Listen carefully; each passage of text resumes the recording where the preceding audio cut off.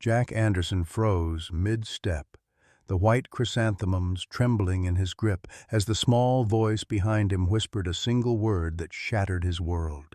"Daddy?" It wasn't possible. Beth had died 2 years ago, taking any possibility of children with her to the grave. The cemetery caretaker dropped his rake with a clatter, his weathered face paling as his eyes darted between Jack and the small boy standing beside the polished headstone. The morning birds fell silent, as if the world itself held its breath. The boy, thin, pale, with Beth's unmistakable blue eyes, clutched a worn stuffed wolf against his chest, his knuckles white with the same determination Jack had once loved in his wife. "Mom said you'd find me if I waited long enough at her special place. Step away from the child, please." A man in an expensive suit approached, his smile never reaching his cold eyes. Who was this boy claiming Jack as his father, and why did Beth's death suddenly feel less like an ending and more like a terrible beginning? Leave a like and share your thoughts in the comments along with the city you're watching from now. Let's continue with the story. The Arlington National Cemetery stretched before Jack in solemn rows of white markers catching the morning light. At 35, Jack Anderson had seen enough death in his years with Special Forces to last several lifetimes, but none had gutted him like Beth's. He visited her grave monthly, a ritual of regret for the man who had walked away from his wife believing he was doing her a favor. Jack ran his calloused hand over the smooth marble of Elizabeth Anderson's headstone. Beth had been an Army nurse with steady hands and a stubborn heart. They'd met in the dust and chaos of Afghanistan, married quickly, and separated just as fast when doctors told Jack his exposure to chemical agents had likely rendered him infertile. Rather than burden Beth with a childless future, he'd left, a decision that haunted him daily since her death in a car accident 2 years ago. The man in the expensive suit stepped closer, placing his hand on the boy's shoulder with practiced gentleness that didn't match his eyes. "I'm Richard Whitley, Executive Director at Children's Haven Foundation. Noah here is under our care." His voice carried the polished tone of fundraising galas and board meetings. "I apologize if he disturbed you. He has an active imagination."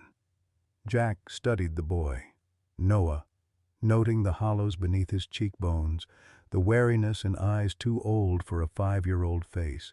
The stuffed wolf in his arms was threadbare at the ears, clutched like a lifeline. "He called me Daddy," Jack said, the word foreign on his tongue. Whitley's smile tightened. "Noah lost his mother 2 years ago. He sometimes attaches to male visitors, a common coping mechanism in orphaned children." But the boy's eyes never left Jack's face, studying him with an intensity that belied Whitley's explanation. Jack recognized that look, the careful assessment of a potential ally in hostile territory. He'd worn it himself in war zones. "Noah, it's time for your appointment," Whitley said, his grip on the boy's shoulder visibly tightening. "Say goodbye to the nice man." "Goodbye, Daddy," Noah whispered, the defiance in his quiet voice unmistakable. As Whitley led the boy away, an elderly man in a groundskeeper's uniform approached, leaning on his rake. "That boy comes here every week, rain or shine," he said, his voice carrying the weathered rasp of decades. "Sits right there by her stone, talking to her like she can hear him. Never seen Mr. Fancy Shoes bring him before, though." Jack watched the retreating figures, something primal and protective stirring beneath his ribs. "You know the boy?" "Not personally," the old man said, "but I know grief when I see it, and fear." He extended a hand gnarled with arthritis. "Bob Wilson. I've been tending these grounds for 30 years. Jack shook the offered hand, his mind racing with impossible questions. Beth was gone, and he couldn't father children? These were his immutable truths. Yet something in Noah's eyes had reached straight through his chest and grabbed hold of something he thought long buried. "That boy," Bob said quietly. He's been waiting for someone. Maybe it's you. Jack returned to the cemetery the following morning, arriving just as the golden Virginia sunrise cast long shadows across the rows of headstones. He found Bob Wilson near the maintenance shed, organizing tools with methodical precision. "Thought you might come back," Bob said without looking up. "Most folks don't, you know. They visit their dead, say their piece, and go on with living. But some questions don't let you rest." Jack shifted his weight, military habits keeping him alert even in this peaceful place. "That boy, yesterday, Noah, you said he comes here regularly?" Bob nodded, setting down a pruning shear.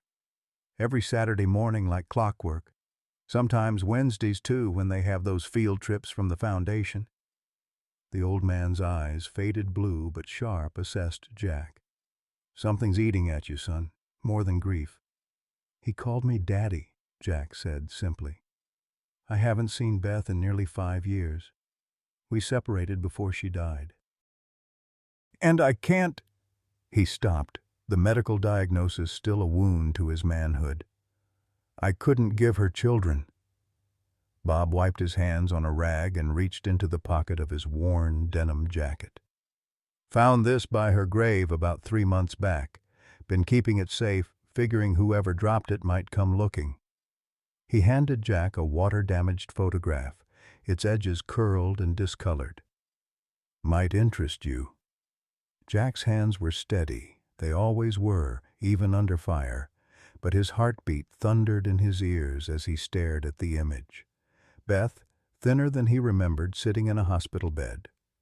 Her golden hair was pulled back, face exhausted but radiant as she held not one but 2 newborn infants swaddled in blue blankets. The hospital bracelet on her wrist was clearly visible, Elizabeth Anderson. A date stamp in the corner read, March 15th, 2020, 3 years and 9 months ago. "That's not possible," Jack whispered. But even as he said it, he was counting backward, remembering their last night together before he'd walked away. "The boy's the spitting image of her," Bob said gently. "Got her eyes exactly. But he's got something of you, too, in the jaw. The way he stands, like he's ready for whatever's coming." Jack carefully tucked the photo into his jacket. "I need to find out more." His first stop was Langley Military Medical Center, where Beth had worked after her discharge. The hospital corridors were familiar territory. Jack had spent months here after his last deployment, learning to walk again after an IED had nearly taken his legs.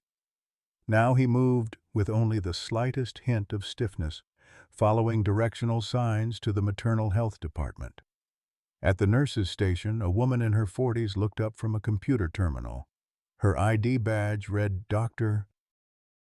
Sarah Mitchell, OB-GYN. "Can I help you?" she asked. Then her expression changed as recognition dawned. "You're Jack Anderson." Jack stayed tactically silent, letting her fill the space. "Beth's husband," she clarified, glancing around before lowering her voice. "Ex-husband, I should say. I recognized you from her photos." "You knew Beth?" Sarah's face softened. "We worked together for 2 years. I delivered her boys." She stopped abruptly, studying his face. "You didn't know, did you?" "Boys," Jack repeated. "Plural." Sarah gestured to a small consultation room nearby. Once the door closed behind them, she spoke with quiet urgency. "Beth was already pregnant when she started here, about 4 months along with twins. She never said much about the father, just that he was gone. We all assumed—" She shrugged apologetically. "That she'd moved on," Jack finished. "Had a relationship after me." "I'm sorry," Sarah said. "I didn't mean to—" "It's fine." Jack took out the water-damaged photo. "Is this you? In the delivery room?" Sarah examined it, nodding. "Yes, Noah and Caleb. Identical twins, though Noah had that birthmark on his left wrist." Her professional demeanor cracked slightly. "Beautiful babies. Healthy. Beth was so proud." Where's the other one? Caleb? Sarah's expression clouded. I don't know. About a year after they were born, Beth started acting differently, paranoid almost. She'd been working part-time at Children's Haven Foundation. They have a medical clinic for underprivileged kids, good reputation, excellent facilities. She paused. Then one day, she came to me terrified, saying she needed to get the boys somewhere safe, that she'd discovered something terrible. What did she find? She wouldn't say, claimed it was safer if I didn't know. But she was documenting everything, keeping records. Sarah's voice dropped further. 2 weeks later, she was dead. Car accident on the coastal highway. And then suddenly Noah was at Children's Haven as a resident, not just a staff member's child. But Caleb, she spread her hands helplessly. He vanished. No records, no paperwork. It was like he never existed. Jack felt cold clarity settling over him, the same sensation that had kept him alive in combat. And no one questioned this? I tried, Sarah said, a flash of anger in her eyes. But the foundation has powerful connections. Senator Green sits on their board. When I pushed, I started receiving complaints about my practice, threats of review by the medical board. She met his gaze directly. I have 2 children of my own, Mr. Anderson. I backed off. I understand, Jack said, and he did. Fear for your children was the most effective leash.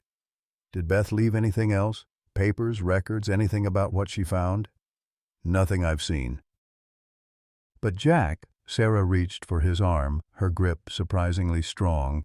If those are your sons, and the timing suggests they could be careful. Richard Whitley isn't just running a charity. The foundation processes dozens of special international adoptions every year, children who vanish into private homes overseas with minimal documentation. Jack's mind was already mapping out his next moves. Thank you, Dr. Mitchell. Sarah, please. She wrote something on a prescription pad and pressed it into his hand. My personal number. If you find anything, if you find Caleb. Jack nodded once, pocketing the number. His next stop was the Children's Haven Foundation, a sprawling colonial-style building set on manicured grounds in Virginia Beach. Jack parked his truck a block away, taking time to observe the security. Cameras at all entrance points, keycard access, private security patrols. More protection than the average children's home warranted. He straightened his tie. He'd changed into his civilian business attire, the suit he wore for security consulting contracts, and approached the main entrance with the confident stride of someone who belonged. The receptionist greeted him with a practiced smile. Welcome to Children's Haven. How may I help you? Jack Thompson, he lied smoothly. I'm interested in making a significant donation. My late wife was passionate about children's causes, and I'm looking to establish a memorial fund. Within minutes, he was escorted to Richard Whitley's office, a corner space with floor-to-ceiling windows overlooking the Atlantic. Whitley rose from behind an imposing desk, offering his hand with the same practiced warmth Jack had observed at the cemetery. Mr. Thompson, what a pleasure. We're always grateful when potential donors take the time to visit in person. Jack shook the offered hand, noting the expensive watch, the custom suit. I like to see where my money might go. Get a feel for the operation. Of course, Children's Haven prides itself on transparency. We serve over 200 children annually, providing medical care, education, and placement services for orphaned and disadvantaged youth. Whitley gestured to a wall of photographs, smiling children, celebrity endorsements, and prominently displayed a picture of Whitley shaking hands with Senator Thomas Green. Impressive connections, Jack commented. We are fortunate to have strong support in Washington, Whitley said smoothly. Senator Green has been instrumental in helping us navigate international adoption regulations. Jack nodded, filing away the confirmation of Sarah's information. I'd love a tour if possible. See the facilities firsthand. Whitley's smile never wavered. Absolutely. The tour was carefully choreographed. Bright classrooms with engaged teachers, a state-of-the-art medical facility, dormitories with cheerful decorations. Everything was immaculate, every staff member pleasant but brief in their interactions. Jack noted the security cameras in every hallway, the key-coded doors between sections. As they passed a sunlit art room, Jack spotted Noah sitting alone at a table, focused intently on drawing. The boy didn't look up, but Jack noticed how his small shoulders tensed as Whitley approached. "One of our residents working on art therapy," Whitley explained. "We find creative expression helps process trauma." Jack moved closer, seemingly interested in the facility but actually studying Noah's drawing. It wasn't random scribbles. The child was creating what appeared to be a map with specific symbols marked at different points. "Talented," Jack observed. Noah's head lifted slightly, those familiar blue eyes meeting Jack's for just a moment before darting away. But in that brief connection, Jack saw recognition, awareness, and something else, a deliberate message. "Yes, quite imaginative," Whitley said, steering Jack away. "Now, our educational facilities are just through here." By the time the tour concluded, Jack had memorized the building's layout, noted all security measures, and confirmed one certainty. This place was a fortress designed to keep people out, or perhaps to keep certain children in. Back in his truck, Jack examined the Foundation's glossy brochure. A photo caught his eye. A group of children with Whitley and a distinguished older man identified as Dr. Maxwell Harris, medical director. Jack stared at the man's face, memory stirring. He'd seen him before, years ago, in a military medical facility after his exposure to chemical agents, the same doctor who had delivered his infertility diagnosis.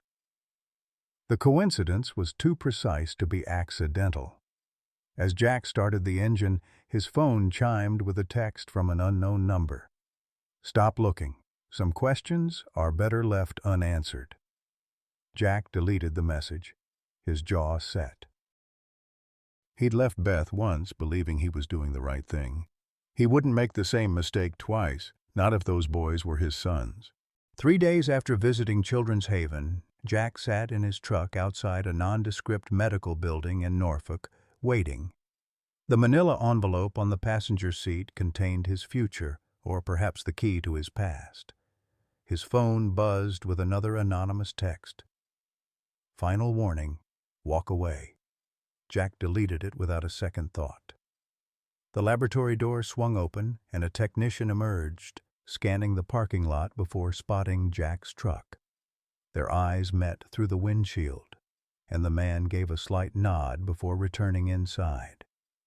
Jack had called in a favor from Marcus Hayes, a former unit member now working in private security, to expedite the DNA test. The sample had come from the worn, stuffed wolf that Noah had dropped, perhaps deliberately, during Jack's tour of Children's Haven. A few strands of the boy's hair had been tangled in the matted fur. Jack opened the envelope with steady hands, unfolding the clinical document inside. The technical language was dense, but the conclusion was unmistakable. Paternal match confirmed with 99.99987% certainty. He read it 3 times, each repetition cementing a truth he'd already felt in his bones. Noah was his son, which meant Caleb, wherever he was also his son. The implications crashed through him like an IED blast. Beth had been pregnant when he left. The doctor's diagnosis of infertility had been wrong or deliberate, and Beth had died trying to protect their children from something connected to Children's Haven Foundation. Jack started the engine, his mind shifting into the tactical clarity that had kept him alive through 3 combat tours. He needed more information, more evidence, and most urgently, he needed legal standing to protect Noah. With the DNA results, he could file for emergency custody, but courts moved slowly. Noah remained in Whitley's control in the meantime. His next stop was the office of Catherine Pearson, a family law attorney recommended by Sarah Mitchell. The office was small but meticulously organized, much like the woman herself, a sharp-eyed professional in her 50s with a no-nonsense demeanor. "This is compelling evidence, Mr. Anderson," she said, reviewing the DNA results and the photograph of Beth with the twins. "But challenging an established guardianship won't be simple, especially against an organization with Children's Haven's resources and connections." "I'm not looking for simple," Jack replied. "I'm looking for effective." Catherine's mouth twitched in what might have been approval. "We'll need to prove the guardianship is fraudulent. Do you have any evidence of that?" Jack reached into his pocket and withdrew a folded document, a copy of the guardianship papers he'd obtained through Marcus's connections. "Beth's signature on this form is dated 3 weeks after her death." Catherine examined it closely. "This is sloppy work for an organization so meticulous, almost as if they never expected anyone to check." She looked up at Jack. "But it's a start. We'll file for emergency custody today based on the DNA results and this discrepancy." "How long? Best case? A temporary custody hearing in a week? Worst case?" She shrugged. "Months of legal battles, especially if they have the connections you suspect." Jack nodded grimly. "Then we need insurance. I need to know what Beth discovered that got her killed." After leaving Catherine's office, Jack drove to Beth's former apartment building. The property manager remembered Beth, sweet lady, always paid on time, and was sympathetic when Jack explained he was trying to recover family photographs after her death. "Her unit was cleaned out by some foundation people after the accident," the manager said, "but we keep tenants' mail for 6 months. After that, it goes to storage." "Wait here." He returned with a small box labeled Anderson E. number 312. Inside were mostly junk mail circulars and a few medical journals, but at the bottom, Jack found a padded envelope addressed to Beth from a private laboratory. Inside was a thumb drive and a handwritten note. "Results as requested. Levels consistent with your concerns. Be careful, Beth." That evening, in the security of his beachfront cabin, Jack plugged the drive into a standalone laptop. It contained blood test results for a patient CA, showing elevated levels of sedatives inconsistent with prescribed medication. In a subfolder, he found similar results for 6 other patients, identified only by initials. Jack recognized the pattern from his military experience. Chemical control of subjects, carefully measured to maintain compliance without obvious impairment. But these weren't enemy combatants. They were children. The next morning, Jack returned to Langley Medical Center to meet Sarah, showing her the test results. "These are dangerous levels for children," she confirmed, her face grim. "Not immediately lethal, but enough to make them compliant, perhaps affect memory formation. This one," she pointed to a chart, "shows signs of long-term administration. The child would be foggy, docile, easily controlled." "Beth was a nurse," Jack said. "She would have recognized the symptoms." Sarah nodded. "And if she started asking questions, she became a liability," Jack finished. Back in his truck, Jack made 2 calls. The first to Catherine, updating her on the blood test evidence. The second to an old contact at the Virginia Beach Police Department, Detective Michael Torres. "I need information on a car accident from 2 years ago," Jack explained. "Elizabeth Anderson, Coastal Highway near Sandbridge." "The nurse?" Torres sounded surprised. "That was ruled accidental, Jack. Single vehicle went off the road at night during heavy rain." "I need to see the full report, Michael, the toxicology." A long pause followed. "That's not something I can just email you." "I know," Torres sighed. "The fishing pier, 2 hours." The accident report told a different story than the official ruling. Beth's blood had shown traces of the same sedatives found in the children's tests, enough to impair driving significantly. The investigating officer had noted this discrepancy, but was overruled by his superior. The final page included a notation. Case review requested by Senator Green's office. Priority handling. The pieces were fitting together, forming a picture too terrible to ignore. Beth had discovered children at the foundation were being drugged, perhaps to prepare them for international placement, and had begun gathering evidence. She'd been silenced, and now at least one of her sons remained under Whitley's control. Jack was contemplating his next move when his phone rang. Catherine Pearson. "They've filed a counter-motion," she said without preamble, "claiming you're unfit due to PTSD and that you abandoned Beth during pregnancy. They've submitted military medical records indicating your combat stress evaluations." "Those are classified," Jack said, anger rising. "How did they—" "They have friends in high places, apparently. Judge Harmon granted their motion to delay the emergency hearing for further psychological evaluation of your fitness." "How long?" 30 days. Standard procedure." Catherine's voice hardened. "Jack, there's more. They've filed for expedited international placement for Noah, citing special medical needs requiring treatment abroad. Hearing is scheduled for next Monday." 5 days. They were planning to move Noah out of the country in 5 days. "What kind of medical needs?" Jack demanded. "Psychological trauma requiring specialized care only available at their partner facility in Switzerland," Catherine read. "It's thin, but with Judge Harmon—" "Who's tied to Senator Green?" Jack finished. "They'll get approval. I'll file motions to block it, but honestly, we need more leverage." After ending the call, Jack sat motionless, weighing options. The legal route was being systematically blocked. Whitley was accelerating his plans, likely spooked by Jack's investigation, which meant Jack needed to accelerate too. He drove to Arlington Cemetery just before closing time, finding Bob Wilson locking the maintenance shed.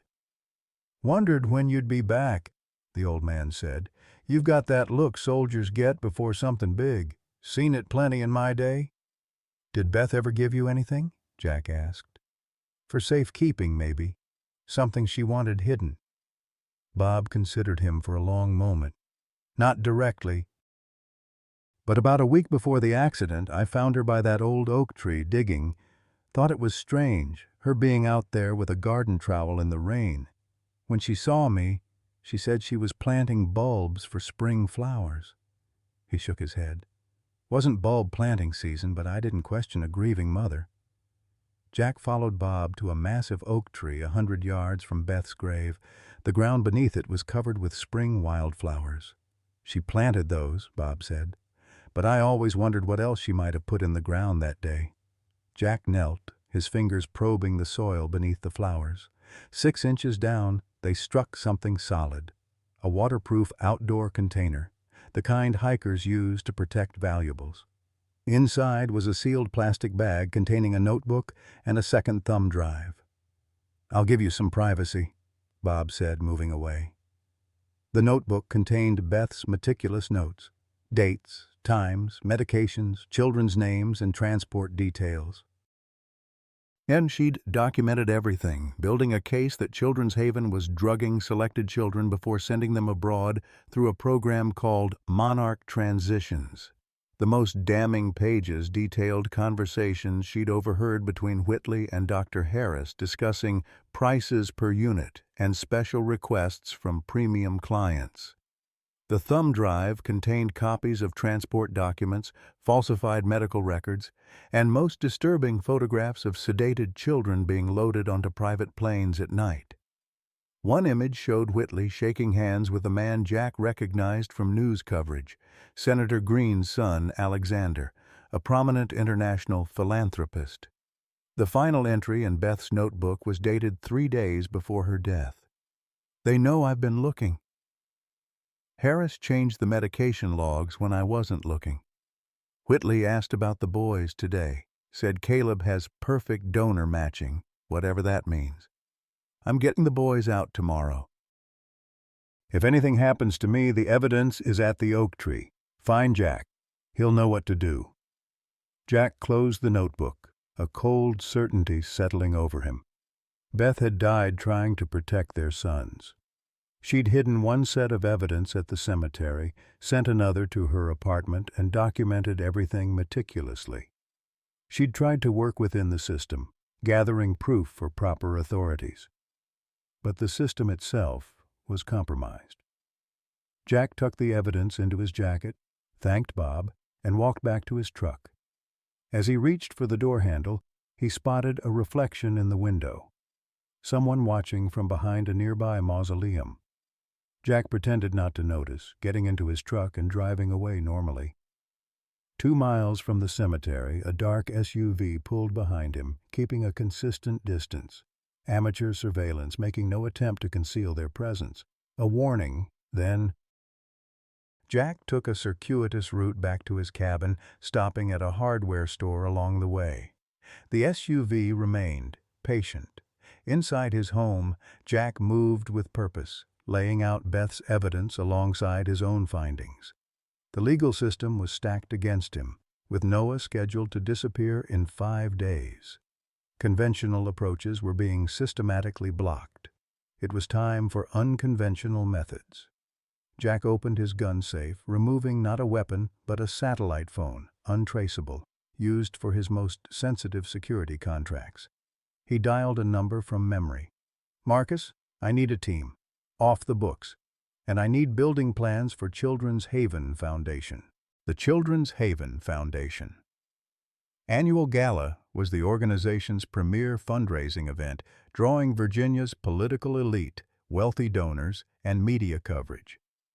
Jack watched the preparations from his parked truck 2 blocks away, observing catering vans and decorators streaming through the service entrance. Marcus sat beside him, reviewing building schematics on a tablet. "Security's tight, but predictable," Marcus said, zooming in on the facility's layout. "Main vulnerability is staff turnover during the event. Catering team, extra wait staff, florists, lots of unfamiliar faces." Jack nodded. "Any word on our journalist contact?" "Emma Reeves confirmed. She'll be covering the gala for the Virginia Observer." Marcus tapped the screen. "She's aware of the situation, but not the details. Just knows to be ready with her camera when things get interesting." The plan was dangerous, but straightforward. While Jack couldn't extract Noah during the gala, too many witnesses, too much security, he could access the administrative offices and secure the evidence needed to prevent Noah's international placement on Monday. If Children's Haven operated within the shadows of legality, Jack would drag their operations into the light. "We move tonight," Jack said, "but first I need to make one more stop." The Norfolk Public Library was hosting a community reading event where children from various institutions, including Children's Haven, would attend. According to the schedule Marcus had obtained, Noah's age group would be there from 2–4 p.m. under staff supervision.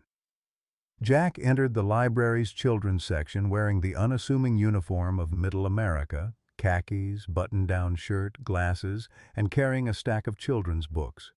He positioned himself at a reading table with clear sight lines to the entrance, pretending to browse while waiting. At 2:15 they arrived, 2 staff members escorting 8 children, Noah among them. The boy's gaze swept the room with the same situational awareness Jack had observed in combat veterans, immediately spotting Jack despite his disguise. Noah gave no obvious reaction, but Jack noticed his small hand tighten around the stuffed wolf he still carried everywhere. The children were directed to a circle of cushions where a librarian began reading. Jack moved casually, selecting a book from a nearby shelf and settling into a chair positioned where Noah could see him without turning, obviously. When the story ended and children were allowed to browse for books, Jack saw his opportunity. Noah drifted toward the reference section, separate from the other children. Jack followed, maintaining distance, but closing the gap between them. When Noah stopped before a shelf of encyclopedias, Jack knelt beside him, pretending to help him reach a book. "Noah," he said quietly, "I'm trying to help you." "Ah, I know about Caleb." The boy stiffened but didn't look up. "They're listening," he whispered, barely audible. "There's a microphone in Mr. Wolf." Jack's military training kicked in. Of course, they would monitor the child, especially after Jack's appearance at the cemetery. "Do you know where they're sending you Monday?" Noah's small fingers traced the spine of a book. "The snow place, where they sent Caleb." His voice was mechanical, rehearsed. "For special treatment." "Switzerland," Jack confirmed. "Noah, I'm your father. I have proof. I'm going to get you out, but I need time." For the first time, Noah turned to look directly at him, those blue eyes, Beth's eyes, searching his face. "Mom said you'd come." The words were barely a whisper. "She said you'd find us both." A staff member called out, "Noah, time to rejoin the group." Noah reached into his pocket and pressed something small into Jack's hand, a folded paper, before turning away. "Goodbye, sir." "Thank you for helping me find a book." Jack waited until Noah rejoined his group before examining what the boy had given him, a carefully folded drawing. At first glance, it appeared to be a child's rendering of the Children's Haven building, but looking closer, Jack recognized it as a crude but accurate floor plan with specific areas marked Dr. Harris's special room, where they keep the sleeping medicine, and most importantly, the secret files. Returning to his truck, Jack showed the drawing to Marcus. "Kid's got your tactical mind," Marcus observed. "He's mapped security patrol patterns." He pointed to small arrows with numbers beside them. "Timing intervals." "He's 5 years old," Jack said, a mixture of pride and anger surging through him. "Military genes," Marcus replied simply. "What's the X mark in the east wing?" Jack studied the childish drawing. "I think that's where they're keeping the records Beth was tracking." Monarch Transitions, the international placement program. By evening, their plan was set. Jack would enter the gala as a server through the catering company Marcus had infiltrated. While the Foundation's attention was focused on their wealthy donors, Jack would access the administrative section using the building plans and Noah's drawing, locate the evidence, and transmit it to both Catherine Pearson and Emma Reeves. At 7 p.m., Jack pulled on the white jacket and black pants of waitstaff, affixing the catering company's badge to his chest. A small camera disguised as a button would record everything. Marcus remained in communication through an earpiece designed to look like a hearing aid. "Remember," Marcus said as Jack prepared to leave their staging area, "this is intelligence gathering, not extraction. We're building the case for Monday's hearing." Jack nodded, though the paternal instinct to grab Noah and run burned within him. "Understood." The gala was in full swing when Jack entered through the service entrance, blending seamlessly with the bustling kitchen staff. He collected a tray of champagne flutes and moved into the main ballroom, scanning for key players while serving drinks with practiced ease. Richard Whitley commanded the center of the room, shaking hands and accepting praise for the Foundation's work. Beside him stood Senator Thomas Green, silver-haired and distinguished in an expensive tuxedo. Dr. Harris circulated among smaller groups, his medical authority lending credibility to Whitley's charm offensive. Jack served drinks methodically, working his way closer to the administrative wing. Noah's drawing had indicated a service corridor connecting the kitchen to the east wing, bypassing the main security checkpoint. As the speeches began, drawing everyone's attention to the main stage, Jack slipped away from the ballroom. The service corridor was dimly lit and smelled of industrial cleaner. Jack moved silently, counting doors until he reached the junction Noah had marked. A keycard panel glowed red beside the door. Jack removed a small device from his pocket, courtesy of Marcus's less-than-legal connections, and pressed it against the reader. After 3 seconds, the light turned green. Inside, the administrative wing was dark, save for emergency lighting. Jack navigated by memory from the building plans, finding the records room exactly where Noah had marked it. Another keycard panel, another electronic bypass, and he was inside, surrounded by filing cabinets and a central computer terminal. "I'm in," Jack whispered to Marcus. "Beginning search." He accessed the computer first, attaching a small drive that would copy files while he searched physical records. Noah's drawing had labeled one cabinet with a crown symbol, Monarch. Jack found it against the far wall, locked with a physical key rather than electronic security. His lock-picking skills from Special Forces training made quick work of it. Inside were dozens of files labeled with children's names, ages, and destinations. Jack photographed everything with his button camera, flipping through pages documenting special placements in Switzerland, Germany, Saudi Arabia, and Russia. The pattern was clear. Children entering the system as orphans were being evaluated, categorized, and essentially sold to wealthy foreign clients under the guise of specialized care programs. A separate section contained medical records showing the progression of sedatives administered to prepare children for transport. Jack found Noah's file, scheduled for Monday departure to the Alpine Wellness Center in Switzerland. Attached was a client acquisition form with the name redacted, but a reference number matching another file, Caleb's. Caleb's file was thinner, containing transport documentation from 18 months earlier to the same Swiss facility. A notation indicated successful integration and client satisfaction confirmed. Jack's hands shook with rage as he photographed these records. His son, his child, had been trafficked like merchandise. As he replaced the files, a final folder caught his eye, labeled simply Anderson. Inside was a comprehensive dossier on Beth, including surveillance photos from the weeks before her death. Medical reports documented increasing doses of the same sedatives found in the children's systems, administered surreptitiously over several weeks. The final page was a clinical account of her automotive accident with a handwritten note. Issue resolved. Proceed with both subjects as planned. They had murdered Beth and taken their sons. Jack photographed everything, ensuring the button camera captured clear images of each damning document. As he finished, Marcus's voice came through the earpiece. "Company coming. Security patrol ahead of schedule." Jack quickly replaced the files and disconnected from the computer. The thumb drive had completed its download, gigabytes of evidence now secured.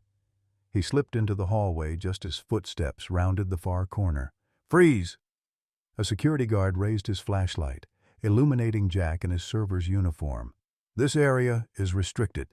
Jack raised his hands slowly. "Sorry, man. Looking for the bathroom. Got turned around." The guard's hand moved to his radio. "I need to call this in." Jack assessed his options in a split second. Disabling the guard would trigger alerts, potentially endangering the entire operation. Instead, he slumped his shoulders and adopted a pleading expression. "Please don't. I'll lose this job." "My kid's got medical bills." He gestured vaguely at his hearing aid. "Cancer. 3 years old." The guard hesitated, human sympathy warring with protocol. "You shouldn't be back here." I know. I'm an idiot. Just started today and got lost." Jack pointed down the hallway. "I'll go straight back to the kitchen, I swear." After a long moment, the guard lowered his radio. "Don't let me see you back here again." Jack nodded gratefully and walked away with measured steps, resisting the urge to run. Once clear, he whispered to Marcus, "Close call. Heading to extraction point." As Jack passed through the children's residential wing on his way back to the main building, movement caught his eye. A small figure standing in the doorway of a darkened room clutching a familiar stuffed wolf. Noah. Their eyes met across the dimly lit hallway. The boy's expression remained carefully neutral, but his eyes held recognition. Jack hesitated, every fiber of his being screaming to grab his son and run. But doing so would trigger alarms, bring security down on them, and jeopardize not only their escape but the evidence needed to free Noah legally and permanently. Instead, Jack gave his son a slight nod, a soldier's acknowledgement, a promise. Noah returned it, a miniature version of the same gesture, before slipping back into his room. Back in the ballroom, the gala continued uninterrupted. Jack resumed his role as server, gradually making his way toward the exit. As he passed a group of donors, he overheard Whitley speaking enthusiastically. Most exclusive program, carefully matching children with international families equipped to meet their unique needs. The Alpine Wellness Center has revolutionized treatment for attachment disorders. A wealthy-looking couple nodded appreciatively. And how soon could the process be completed? Hypothetically, of course, the man asked. Expedited placements can be arranged in as little as 1 week, Whitley replied smoothly. For the right donation. Jack's grip tightened on his serving tray, knuckles white. Beside Whitley stood Senator Green, a benevolent smile on his face as he added, "Richard's work circumventing bureaucratic red tape is nothing short of miraculous. These children receive opportunities they'd never find in our overburdened system." Jack continued past them, his mission complete, but his heart heavier than ever. He'd gathered the evidence, but the enemy was more powerful than he'd imagined, reaching into the highest levels of political influence, operating in plain sight behind a veneer of philanthropy. Outside, Jack rendezvoused with Marcus 2 blocks from the venue. "Transfer complete," Marcus confirmed, checking the data. "Everything transmitted to both contacts. Catherine has the legal documentation, and Emma Reeves has enough for a front-page exposé." "Will it be enough?" Jack asked, removing the server's jacket. Marcus's expression was grim. "Depends on how deep Green's influence runs. These people have been operating for years. They've got contingencies." Jack stared back at the brightly lit foundation building. "Then we need leverage they can't ignore." "What are you thinking?" "Noah gave us the floor plans and security patterns. He's been documenting everything just like his mother." Jack's jaw set with determination.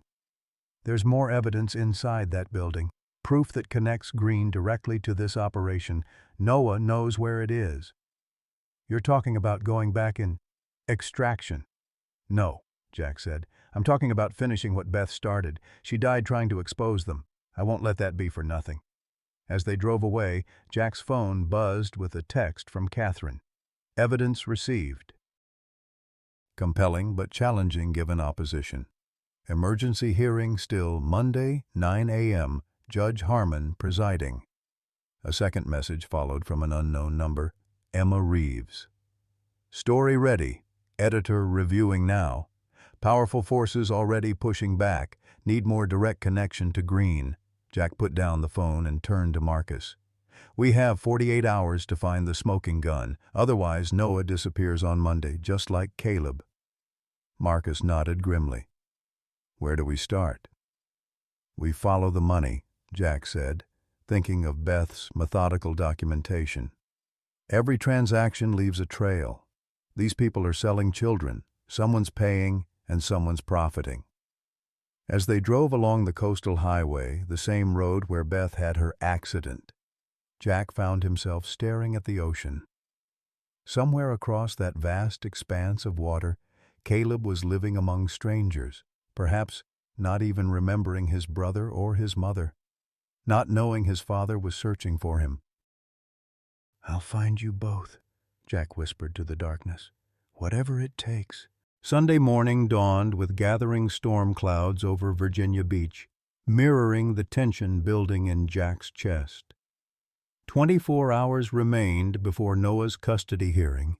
24 hours to find the connection that would bring down Whitley, expose Senator Green, and save his son. Jack's beachfront cabin had transformed into an operational center. Marcus had brought in specialized equipment and 2 trusted associates, former special operations personnel who now worked in private security. Satellite images of the Alpine Wellness Center in Switzerland covered one wall, alongside financial flowcharts tracking the movement of funds between shell companies associated with Children's Haven Foundation. "The money trail is deliberately obscured," said Maria Vasquez, a former military intelligence specialist who'd worked with Marcus for years. Her fingers flew across her keyboard, navigating through digital records. Multiple offshore accounts, donations funneled through charitable trusts, consulting fees to non-existent services, classic laundering setup. Jack studied the complex web of transactions. Follow Green's son, Alexander. Beth's notes mentioned him specifically. Maria nodded, redirecting her search. Alexander Green, 38, Harvard Business School, runs the Green Family Foundation focused on international youth initiatives, travels to Switzerland monthly. Look for connections to the Alpine facility, Marcus suggested. Already on it, Maria replied. The Green Foundation made a donation of $3 million to establish the Alpine Wellness Center's specialized treatment wing 2 years ago. Coincidentally, that's when Children's Haven began their Monarch Transitions program. Jack felt a cold certainty settling in his gut. That's when Beth started documenting everything. "Here's something," Maria said suddenly. Alexander Green's wife, Elise, underwent 3 failed rounds of IVF at exclusive clinics in New York and Switzerland. Their last attempt was 4 years ago. The timeline aligned perfectly with the beginning of Children's Haven's International Placement Program. Jack's mind raced, connecting dots Beth had begun mapping before her death. Wealthy couples unable to have children, an international wellness center, children disappearing from American soil. "They're not just trafficking children," Jack said quietly. "They're creating custom adoptions outside legal frameworks, bypassing the system entirely. For people with enough money and the right connections," Marcus added grimly. Jack's phone rang. Catherine Pearson. "I've reviewed all the evidence," she said without preamble. "It's damning, but Judge Harmon has deep ties to Senator Green. 3 previous cases involving Green's business interests have all been ruled in his favor. What about changing judges? I've filed a motion citing conflict of interest, but it'll be heard by the same judicial review board Green helped appoint." Catherine's frustration was evident. "This system is designed to protect people like him." "What about the press angle?" Jack asked. "Emma's editor is hesitating. They've received calls from Green's office warning about national security implications of the story. Typical intimidation tactics, but effective." Jack pinched the bridge of his nose. "So the legal system is compromised, and the press is being muzzled." "Welcome to fighting power," Catherine said dryly. "But there's another option. The FBI has a human trafficking task force independent from local influence. If we could get enough evidence directly to them—" "I'm working on it," Jack assured her. "Keep everything ready for tomorrow's hearing. We'll have what we need." After ending the call, Jack turned to his team. "We need something concrete linking Green directly to child trafficking, not just financial connections that his lawyers can explain away as charitable work." "There might be a way," said Marcus, who had been studying the Children's Haven building plans. "According to Noah's drawing, there's a secure server room adjacent to Whitley's office. Physical access to their internal network." Maria looked up from her computer. "If I can get into their system directly, I could bypass security protocols, access encrypted communications." "The gala aftermath would be the perfect cover," Marcus continued. "Cleaning crews, vendors picking up equipment, general confusion." Jack considered the risks. Breaking into the Foundation again, this time with the specific intent of hacking their secure systems, crossed a line into serious criminal territory. But the alternative was losing Noah forever, just as he'd lost Caleb. "We move tonight," he decided. "Maria accesses their systems, copies everything, and gets out. No confrontation, no trace." The plan was methodically constructed over the next few hours. Maria would pose as part of the cleaning crew, carrying specialized equipment disguised as standard cleaning supplies.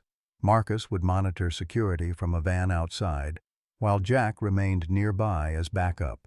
By late afternoon, another complication arose. Emma Reeves called, her voice tight with urgency. "My editor killed the story," she said. "Not just delayed, killed it completely.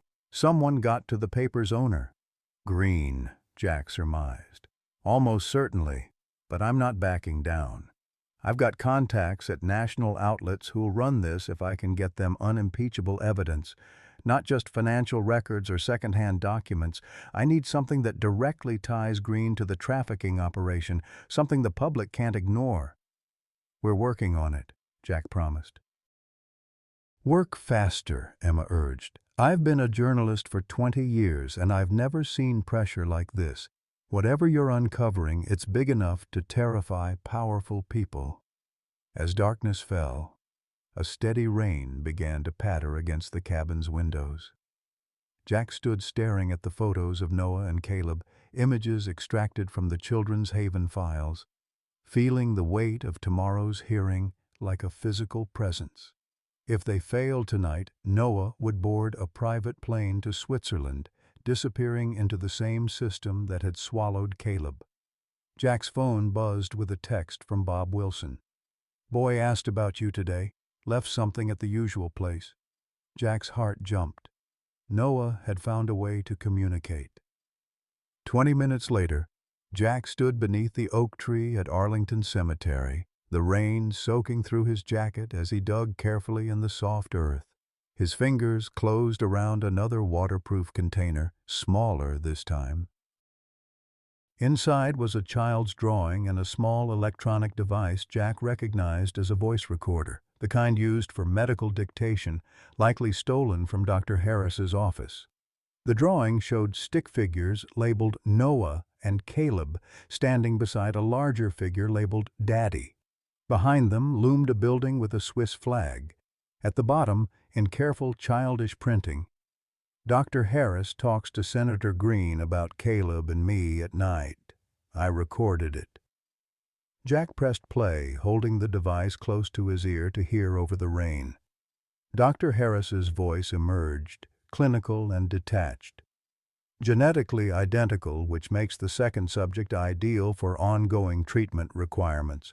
The first transplant was successful, but as anticipated, they'll need the matching donor for future procedures. A second voice, deeper, authoritative, interrupted. "My son has waited long enough. The procedure is scheduled for Tuesday. Make sure the boy arrives in suitable condition." "Senator, these accelerated timelines compromise security protocols. After the mother's unfortunate accident, which wouldn't have been necessary if you'd maintained proper control of your staff," the senator snapped. "Alexander has invested millions in this facility. His wife's condition is deteriorating. Get the second boy to Switzerland as scheduled." The recording ended abruptly. Jack stood motionless in the rain, ice flooding his veins as the truth crystallized with horrifying clarity. Noah wasn't being sent for treatment. He was being sent as a medical donor for his twin brother, who was already being used for some sort of treatment benefiting the senator's family. Jack called Marcus immediately. "Change of plans. This isn't just trafficking. They're using these children for medical procedures, organ harvesting or something similar." Marcus's usual professional calm faltered. Jesus Christ.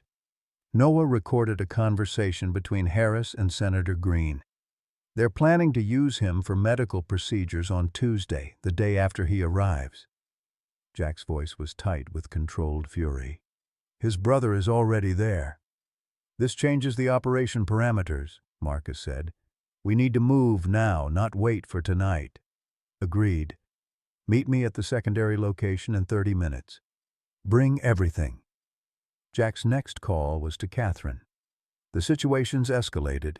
I'm sending you audio evidence directly implicating Senator Green. File it with the FBI Human Trafficking Task Force immediately." "Jack, what are you planning?" Catherine asked, alarm evident in her voice. "What I should have done from the beginning," he answered. "I'm getting my son out. Tonight."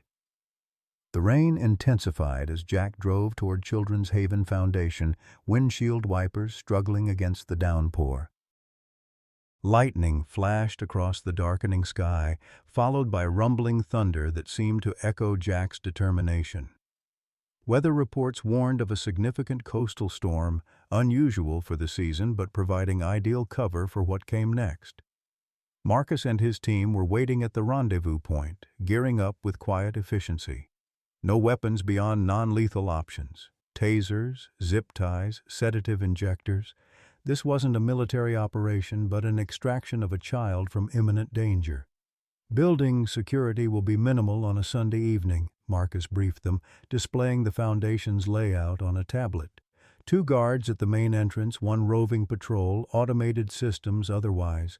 Storms already causing power fluctuations in the area, which works in our favor. Jack studied the route to the children's residential wing. Noah's in the east building, 3rd floor, room 312. We'll need to move fast, Maria cautioned. Even with reduced staff, someone will notice an unauthorized entry. That's why we're not trying to stay undetected, Jack replied. We get in, get Noah, get out. The evidence is already being processed. By tomorrow morning, this place will be crawling with federal agents.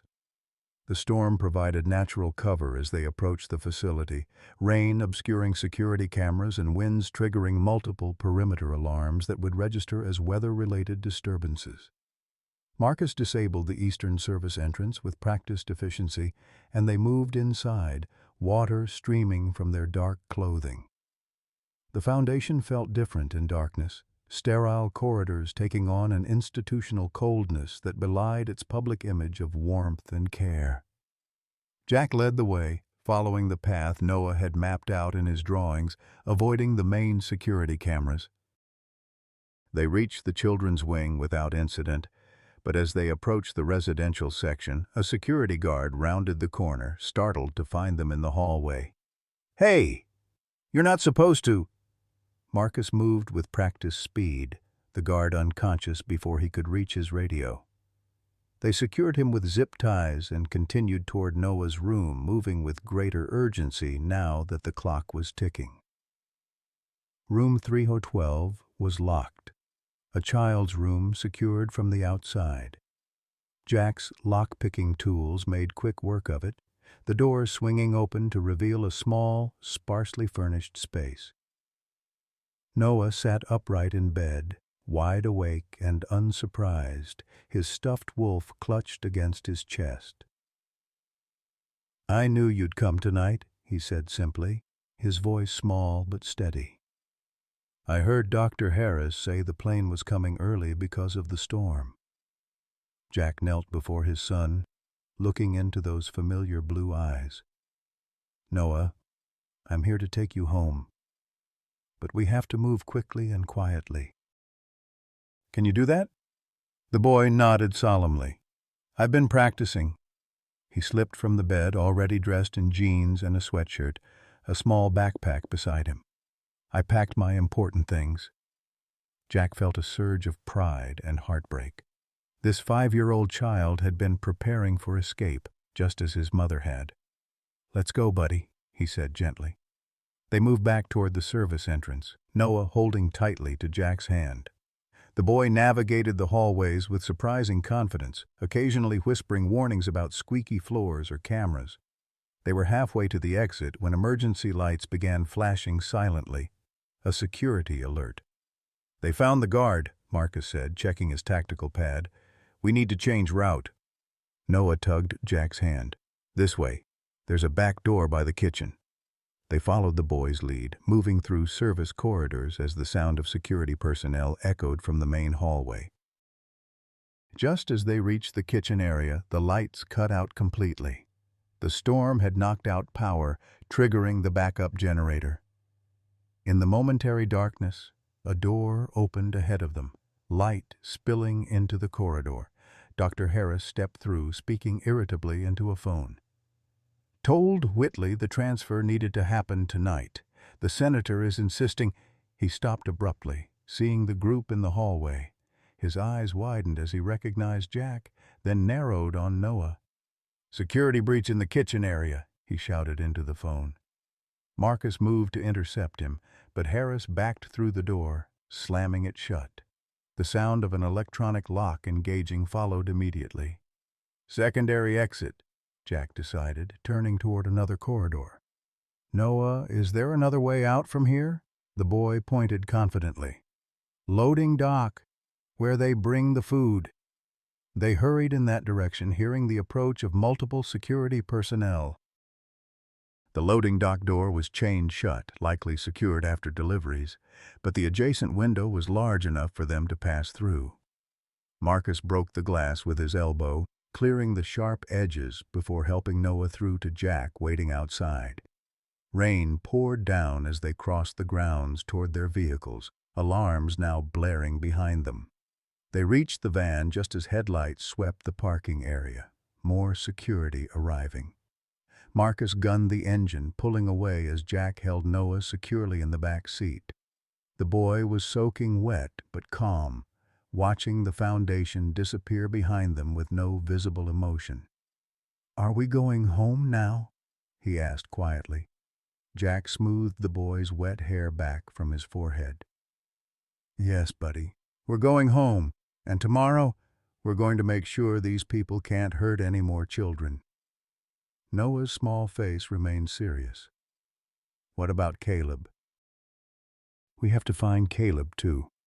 "We will," Jack promised, the weight of that pledge settling into his bones. "We're going to find your brother and bring him home, too."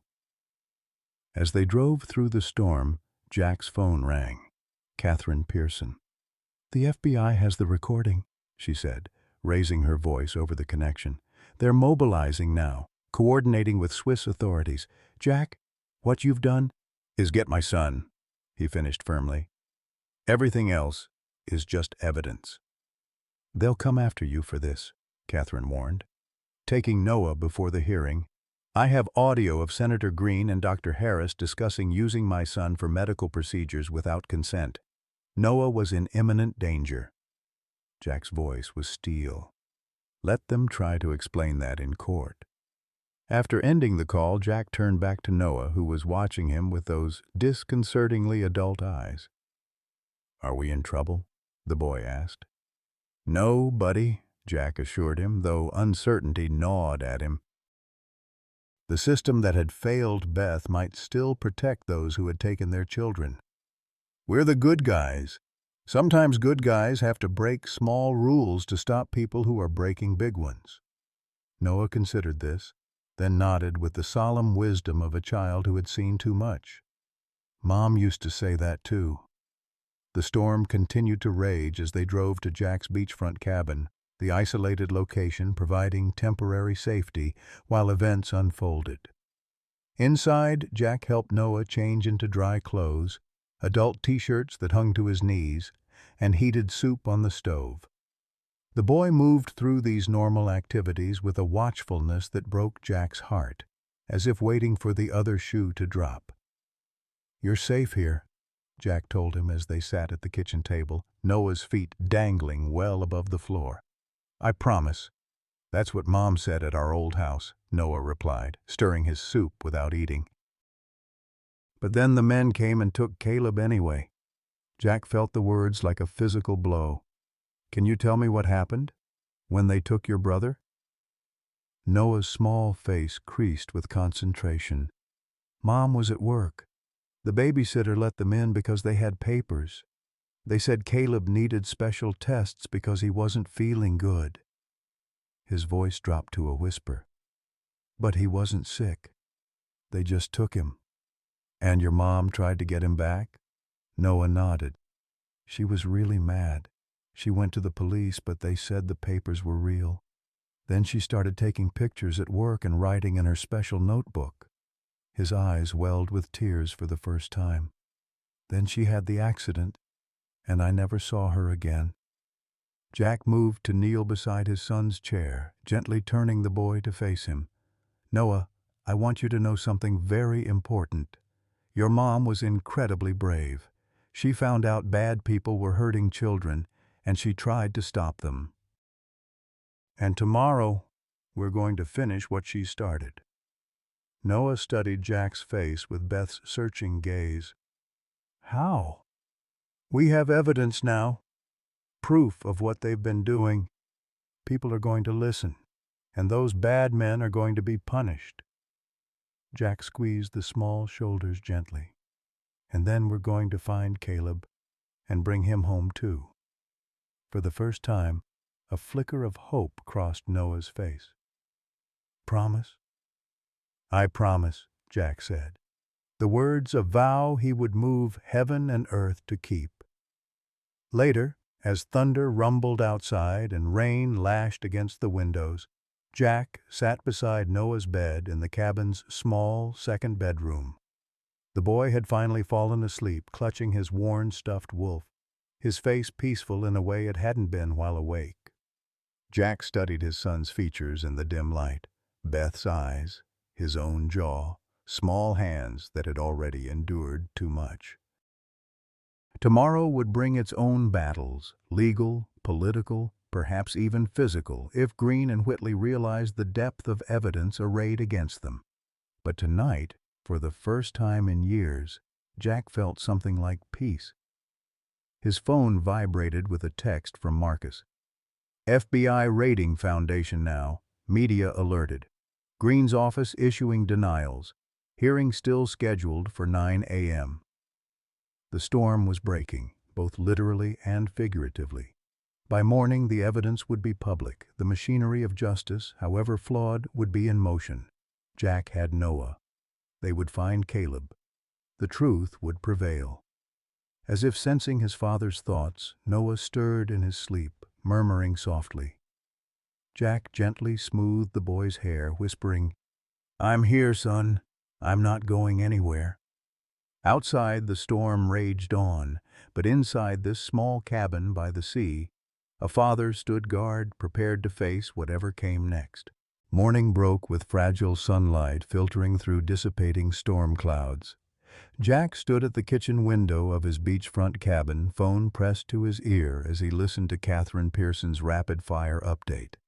Behind him, Noah sat at the table, carefully drawing on paper Jack had provided, the boy's attention seemingly focused on his artwork, but his ears clearly tuned to the adult conversation. The FBI raid recovered substantial evidence, Catherine was saying, her voice tight with controlled excitement. They found everything: medical records, transfer documents, financial transactions. Harris is already cooperating, pointing fingers at Whitley and Green. And the hearing? Jack asked, watching a Coast Guard vessel moving along the horizon.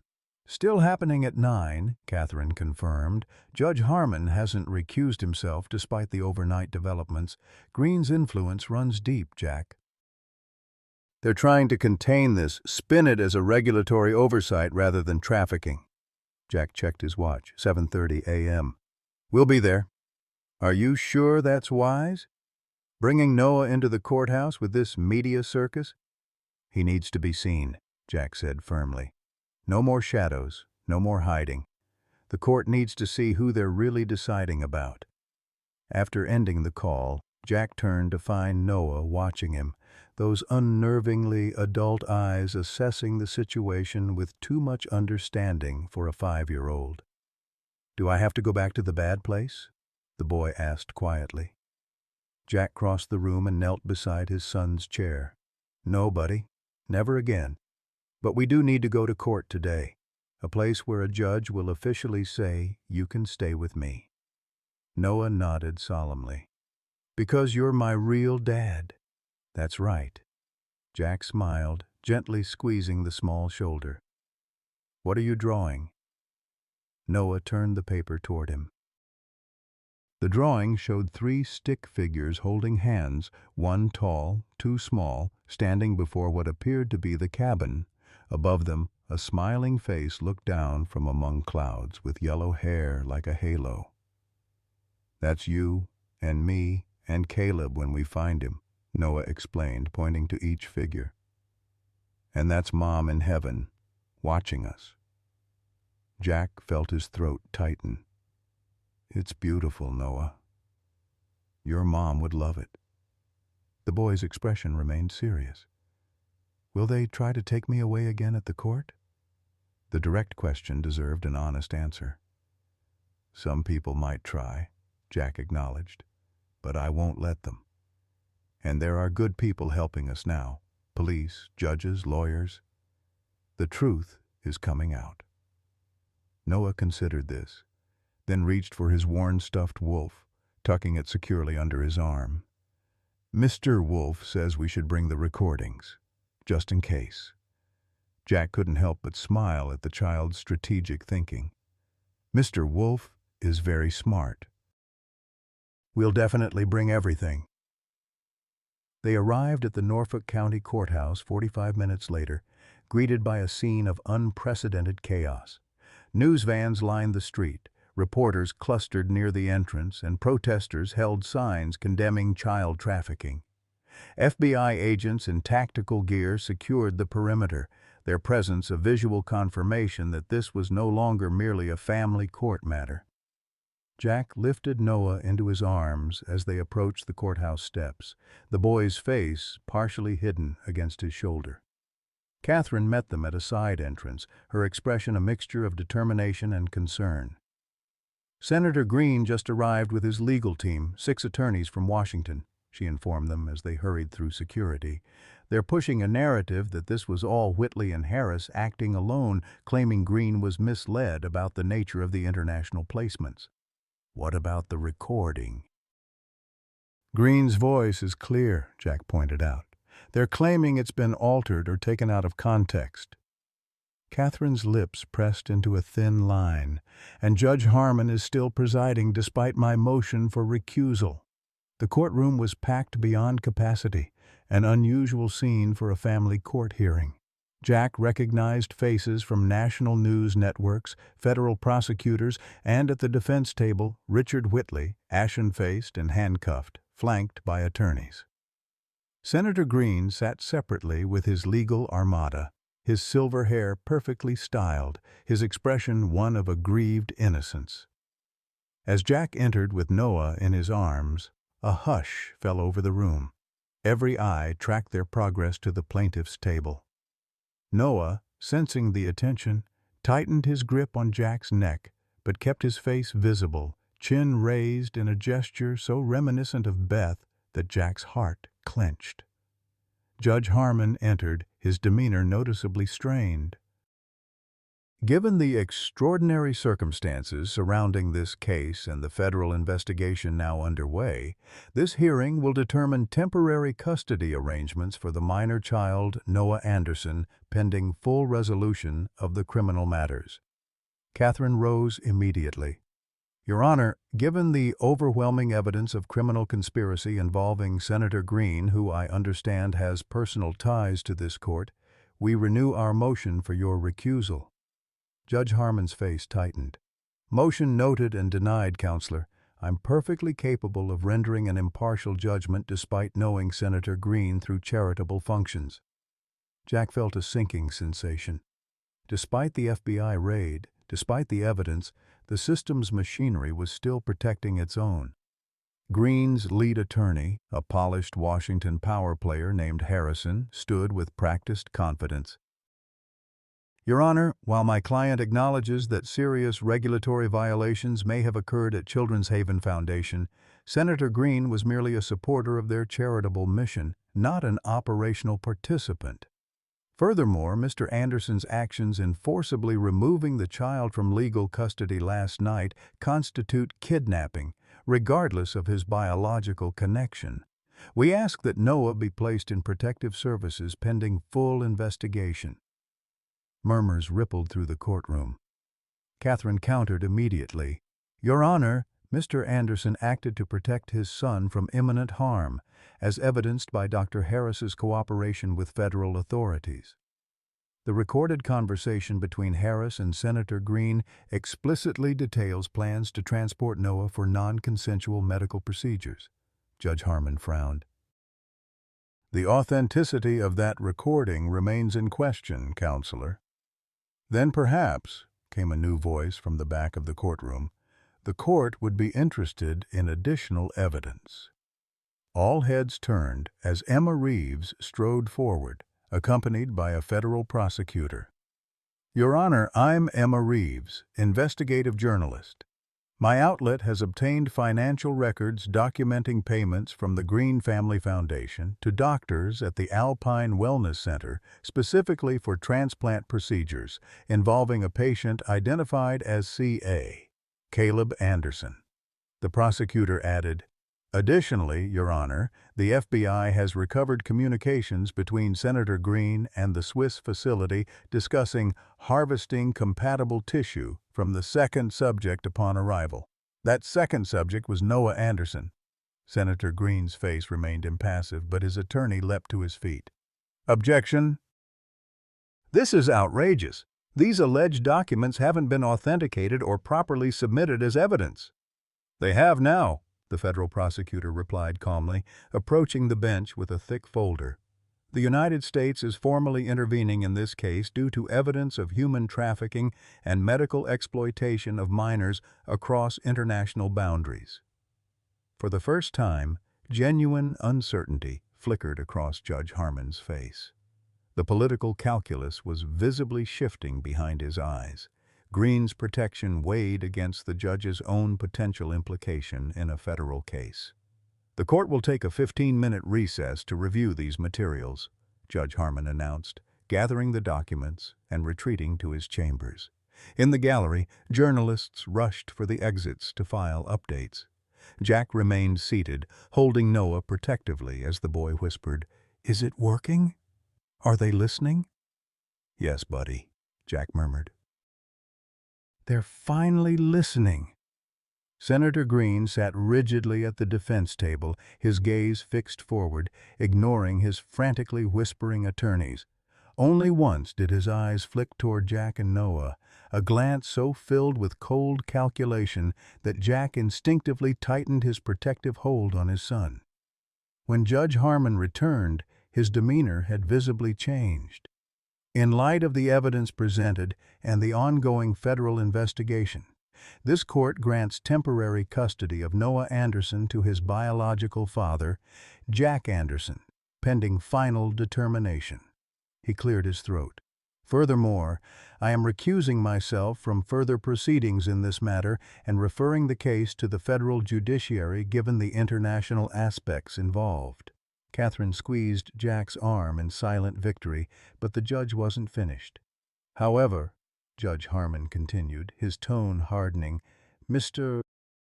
Anderson's extra-legal actions in removing the child from Children's Haven Foundation remain a matter of concern. While there may have been mitigating circumstances, this court cannot condone such behavior." Jack felt Noah tense against him. "Therefore, as a condition of temporary custody, Mr. Anderson will be required to wear an ankle monitor and remain within the jurisdiction until criminal investigations are complete. Child Protective Services will conduct weekly home visits to ensure the child's welfare." It wasn't the complete victory they'd hoped for, but it was enough. Noah would stay with him. Jack nodded his acceptance of the terms. As the court began to empty, Senator Green rose and approached their table, his security detail creating a buffer against the press. Up close, the powerful politician appeared older, the lines of his face deeper, but his eyes remained cold and calculating. "This isn't over, Anderson," he said quietly, his public smile nowhere in evidence. "My son needs that treatment. The other boy is already serving his purpose. This one will, too." Jack stood, placing himself between Green and Noah. "You're mistaken, Senator. This is very much over.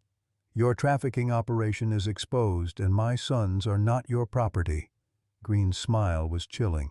"Do you really think you've won? This system belongs to men like me, always has, always will. By the time the legal dust settles, I'll be vacationing at my Swiss chalet, and you'll be facing kidnapping charges." "The difference between us," Jack replied evenly, "is that I'm willing to go to prison to protect my children. Are you willing to go to prison to hurt them?"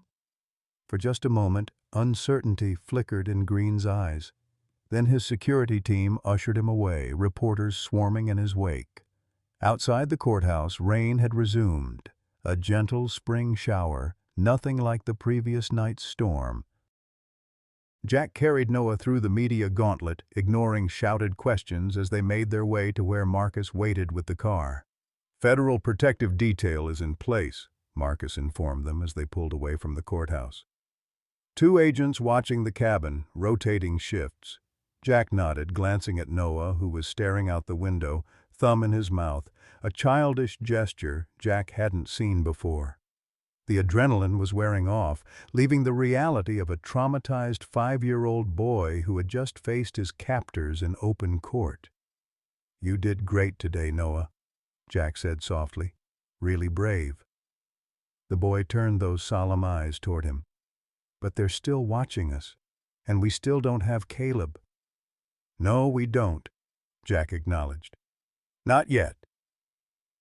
Back at the cabin, Noah's earlier resilience gave way to exhaustion. The boy fell asleep on the couch, clutching his stuffed wolf, emotionally drained by the morning's events. Jack covered him with a blanket and stepped onto the porch where Catherine waited, rain pattering gently on the roof. "You should consider this a victory, Jack," she said, watching the ocean waves. "Most people never manage to stand up to power like Green's, let alone win the first round." "It's not enough," Jack replied. "Noah's safe for now, but Green was right about one thing. The system protects men like him. And Caleb is still in Switzerland, being used for God knows what kind of treatments for Green's family." "The FBI is working with Swiss authorities," Catherine reminded him. "International custody cases are complex, but with evidence of trafficking—" "How long?" Jack interrupted. "How long before Caleb is returned, if ever?" "Bureaucracy moves slowly, Catherine. Children's lives don't wait." She studied his face. "What are you planning?" Jack didn't answer directly. "Noah has nightmares. He barely speaks about his brother, but he draws him in every picture." Two identical boys who've been separated for over a year. Twins have a connection most people can't understand. "Jack," Catherine said carefully, "if you're thinking what I think you're thinking, going to Switzerland, trying to find Caleb yourself, you'll violate the terms of your custody agreement. You could lose Noah, too." "I'm not going to Switzerland," Jack assured her, though the idea had certainly crossed his mind. "I'm going to fight through proper channels. But I need your help making sure those channels actually work." Catherine nodded, professional determination returning to her features. "I'll push the federal prosecutors to prioritize Caleb's case. And I'll make sure the ankle monitor requirement is implemented with maximum flexibility." After she left, Jack checked on Noah, still sleeping peacefully, then made a call to Emma Reeves. "The story runs tomorrow," she confirmed. "Front page, full exposure of the trafficking network, Green's involvement, everything. We're calling it Monarch, America's Stolen Children." "What about Caleb? The children already placed abroad?" Emma's voice softened. "We're featuring that angle prominently. I've coordinated with European outlets to simultaneously publish in Switzerland, Germany, anywhere these children might have been sent. The international pressure will be enormous." It was progress. But as Jack ended the call, the hollow ache in his chest remained. Noah was here, under his protection, but Caleb, a son he'd never met, remained beyond reach, undergoing medical procedures for the Green family's benefit. The rage and helplessness of that reality threatened to overwhelm him. His phone rang again, an unknown international number. Jack answered cautiously. "Mr. Anderson?" The voice was female, Swiss-accented. "My name is Dr. Kristen Voss. I'm a pediatrician at Alpine Wellness Center in Geneva." Jack's heart rate spiked. "You have my son." A pause, then, "Yes, Caleb is under my care. I've been following the news from America. What Richard Whitley and the others have done." She broke off. "Mr. Anderson, I entered this facility believing we were providing specialized care for orphaned children. I didn't know they were trafficking victims." "Is Caleb all right?" Jack demanded, moving away from the couch where Noah slept. He's stable, Dr. Voss replied carefully. But I'm concerned about the treatment protocols authorized for him. They're extensive, beyond what any ethical medical board would approve for a child his age. What kind of treatments? Bone marrow extractions, primarily. Multiple procedures over the past year. The official diagnosis is that he's receiving experimental treatment for a rare autoimmune disorder, but in reality, he's providing matching tissue for Senator Green's granddaughter, who has leukemia. Jack gripped the phone so tightly his knuckles whitened. They're using my son as a living donor. Yes, Dr. Voss confirmed quietly. Oh, and they've scheduled another procedure for tomorrow, more aggressive than previous extractions. Can you stop it? Not officially, no. The paperwork appears legitimate. Falsified, I now realize, but convincing. Senator Green's son, Alexander, is listed as Caleb's legal guardian. Jack closed his eyes, mind racing through options. Dr. Voss, why are you calling me? Because what they're doing is wrong, she replied simply. And because Caleb draws pictures of a boy who looks exactly like him, he calls him Noah and says they'll find each other again someday. The words hit Jack like physical blows. His sons, separated by an ocean but still connected, still remembering each other despite everything designed to make them forget. Help me get him back, Jack said, the words somewhere between a command and a plea. Swiss authorities are investigating, but it's moving slowly. The Greens have powerful connections here, too. She hesitated. But I could help in other ways. Documentation, evidence of the procedures, perhaps facilitating contact. Contact? The children here are allowed video calls with approved family members. If someone were listed in Caleb's file as an approved contact, Jack understood immediately. You could add me? I could, Dr. Voss confirmed. It wouldn't get him home immediately, but he would know he hasn't been forgotten, that someone is coming for him. Do it, Jack said firmly. And Dr. Voss, thank you. After ending the call, Jack stood at the window watching rain fall on the ocean, his reflection ghostly in the glass. The day had brought victory and defeat in equal measure. Noah safe but monitored, Caleb found but still beyond reach, Green exposed but defiant. The road ahead remained long and uncertain. Behind him, Noah stirred on the couch, sitting up with sleep-tousled hair. "Daddy," he called, the word still new and fragile between them. "Right here, buddy," Jack answered, turning from the window. Noah studied his face with that too perceptive gaze. "You look sad." Jack sat beside his son, choosing honesty over false reassurance. "I'm thinking about your brother, about how to bring him home." Noah nodded seriously. "Mom said we have to be brave and patient, that the truth always wins in the end." "Your mom was very wise," Jack said, his throat tight. "Will I talk to Caleb soon?" Noah asked, a child's directness cutting straight to Jack's unspoken thoughts. Jack put his arm around the small shoulders, drawing Noah against his side. "Yes, buddy, very soon." As they sat together, Jack's phone buzzed with a text from Marcus. "FBI found Switzerland connection. Alpine Wellness Center under investigation. Green family attempting to leave country. Stopped at Dulles Airport." The net was tightening, slowly but surely. Beth's evidence, Noah's courage, and now an international investigation were bringing the truth to light. But Jack knew from hard experience that wounded predators were the most dangerous. Green's words echoed in his mind. "This isn't over." No, Jack thought, holding his son close as rain fell outside. It isn't over, but for the first time since standing at Beth's grave, it felt like justice might actually be possible. The following morning dawned clear and bright, as if the storms of recent days had washed the world clean. Jack sat at the kitchen table of his beachfront cabin, surrounded by newspaper headlines screaming revelations that would have seemed unthinkable a week ago. Senator's son linked to child trafficking ring. Children's Haven Foundation, charity or criminal enterprise. FBI raids reveal international child exploitation network. Emma Reeves had delivered on her promise.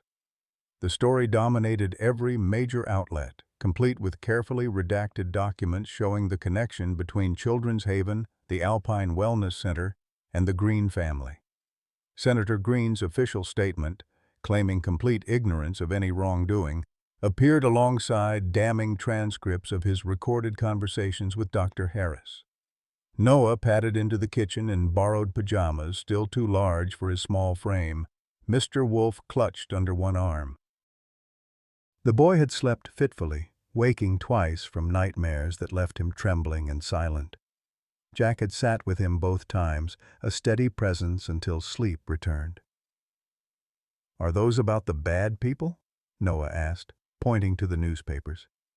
Jack nodded, setting aside the most graphic headlines. "Yes, buddy. Remember how I said the truth would come out? This is part of that process." Noah climbed onto a chair, accepting the bowl of cereal Jack prepared.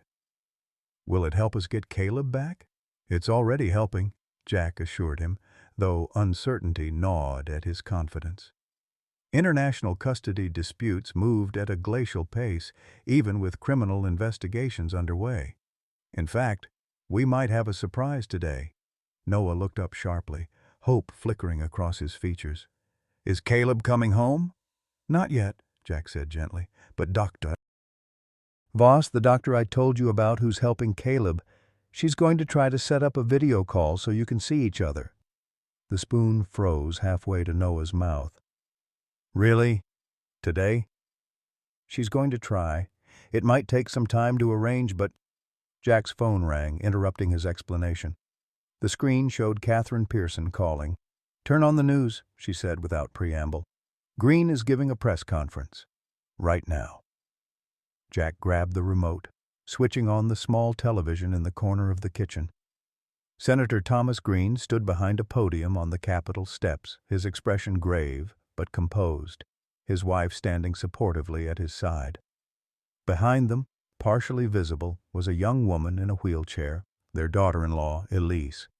"Deeply disturbed by the allegations concerning Children's Haven Foundation," Green was saying, his voice carrying the practiced sincerity of a career politician. "While my family has supported their charitable mission for years, we had no knowledge of any illegal activities. Like all Americans, I am shocked and outraged by these revelations." Jack scoffed, but Green continued, shifting to a more personal tone. "I must, however, address the specific accusations regarding my family's connection to the Alpine Wellness Center in Switzerland. These allegations have cruelly distorted a private family matter." Green paused, gesturing to the young woman behind him. "My daughter-in-law, Elise, suffers from a rare form of leukemia requiring specialized treatment. The Alpine facility has pioneered life-saving therapies unavailable in the United States." The camera pulled back, revealing what Elise held in her arms, a small, pale boy with familiar blue eyes. Jack stood abruptly, the chair scraping loudly against the floor. "This is Caleb," Green continued smoothly, "a brave young orphan who has been receiving treatment at the same facility as Elise. And their medical compatibility has been a blessing, allowing treatments that benefit them both." "That's a lie," Jack whispered, recognizing his son instantly despite never having met him. The boy looked thin, subdued, his eyes vacant in a way Noah's never were despite their identical features. "In light of the baseless accusations against my family, we have brought Caleb back to the United States to demonstrate our complete transparency. We have nothing to hide. This child has received world-class medical care under our sponsorship, not exploitation as irresponsibly reported."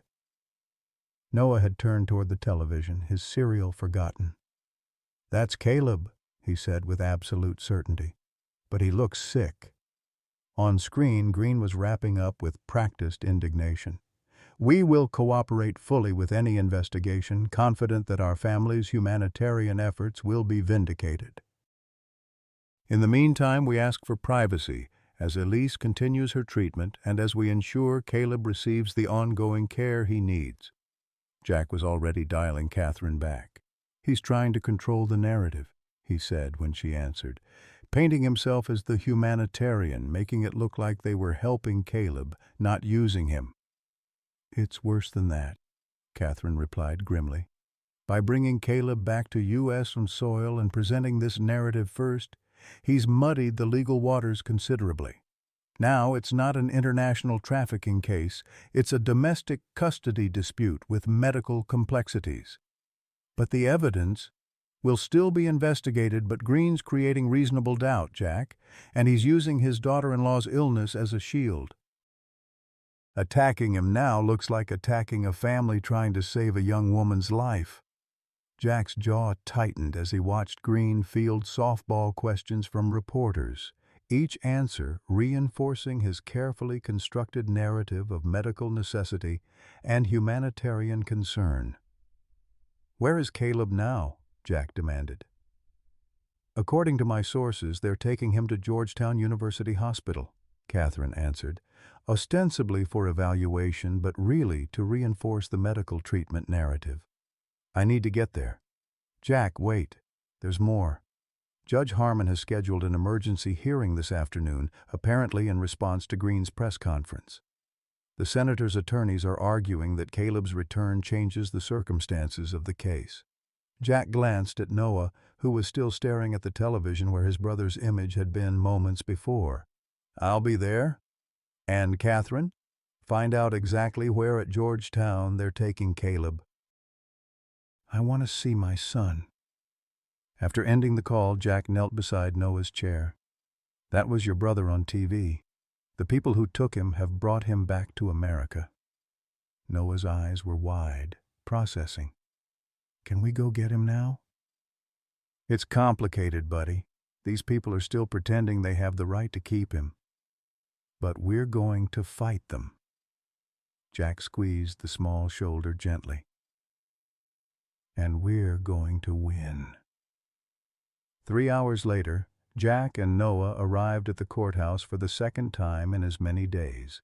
This time, however, the media presence had doubled, the story having exploded overnight into a national scandal. Jack carried Noah through the gauntlet of shouted questions, the boy's face pressed against his shoulder. Inside, Catherine met them with a federal prosecutor, a sharp-eyed woman introduced as Diane Martinez from the Justice Department's Human Trafficking Division. "Senator Green has overplayed his hand," Martinez informed them as they walked toward the courtroom. "By bringing Caleb back and making this public, he's opened doors we couldn't access before. My team has obtained a warrant to examine Caleb immediately. Independent doctors, no Green family connections." "When?" Jack asked. "As soon as this hearing concludes. Regardless of the custody ruling, Caleb is now a material witness in a federal trafficking investigation."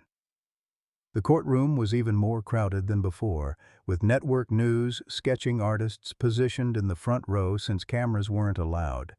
Judge Harmon had been replaced by Judge Rebecca Simmons, a stern-faced federal judge with a reputation for impartiality.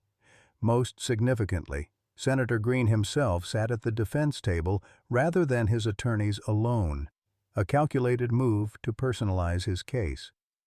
What Jack hadn't expected was who sat beside Green, Alexander and Elise Green, with Caleb between them.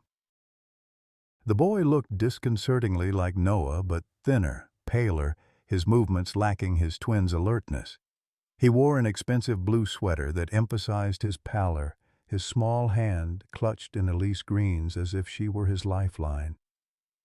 Noah, sitting beside Jack, went completely still at the sight of his twin. No words, no exclamation, just absolute, laser-focused attention. Across the courtroom, Caleb's head lifted slightly, as if sensing something. His vacant eyes scanned the room until they found Noah's. For a brief moment, something flickered in that empty gaze.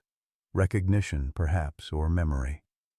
Then Alexander Green leaned down, whispering something that made Caleb lower his eyes to the table. Judge Simmons called the court to order with efficient briskness. This emergency hearing will address the custody situation of both minor children, Noah and Caleb Anderson, in light of new developments. I understand Senator Green's counsel has filed a motion. Green's lead attorney stood. Yes, Your Honor. Given Caleb Anderson's return to the United States and the specialized medical treatment he requires, we petition the court to grant temporary guardianship of both children to Alexander and Elise Green, who have been overseeing Caleb's care for the past 18 months.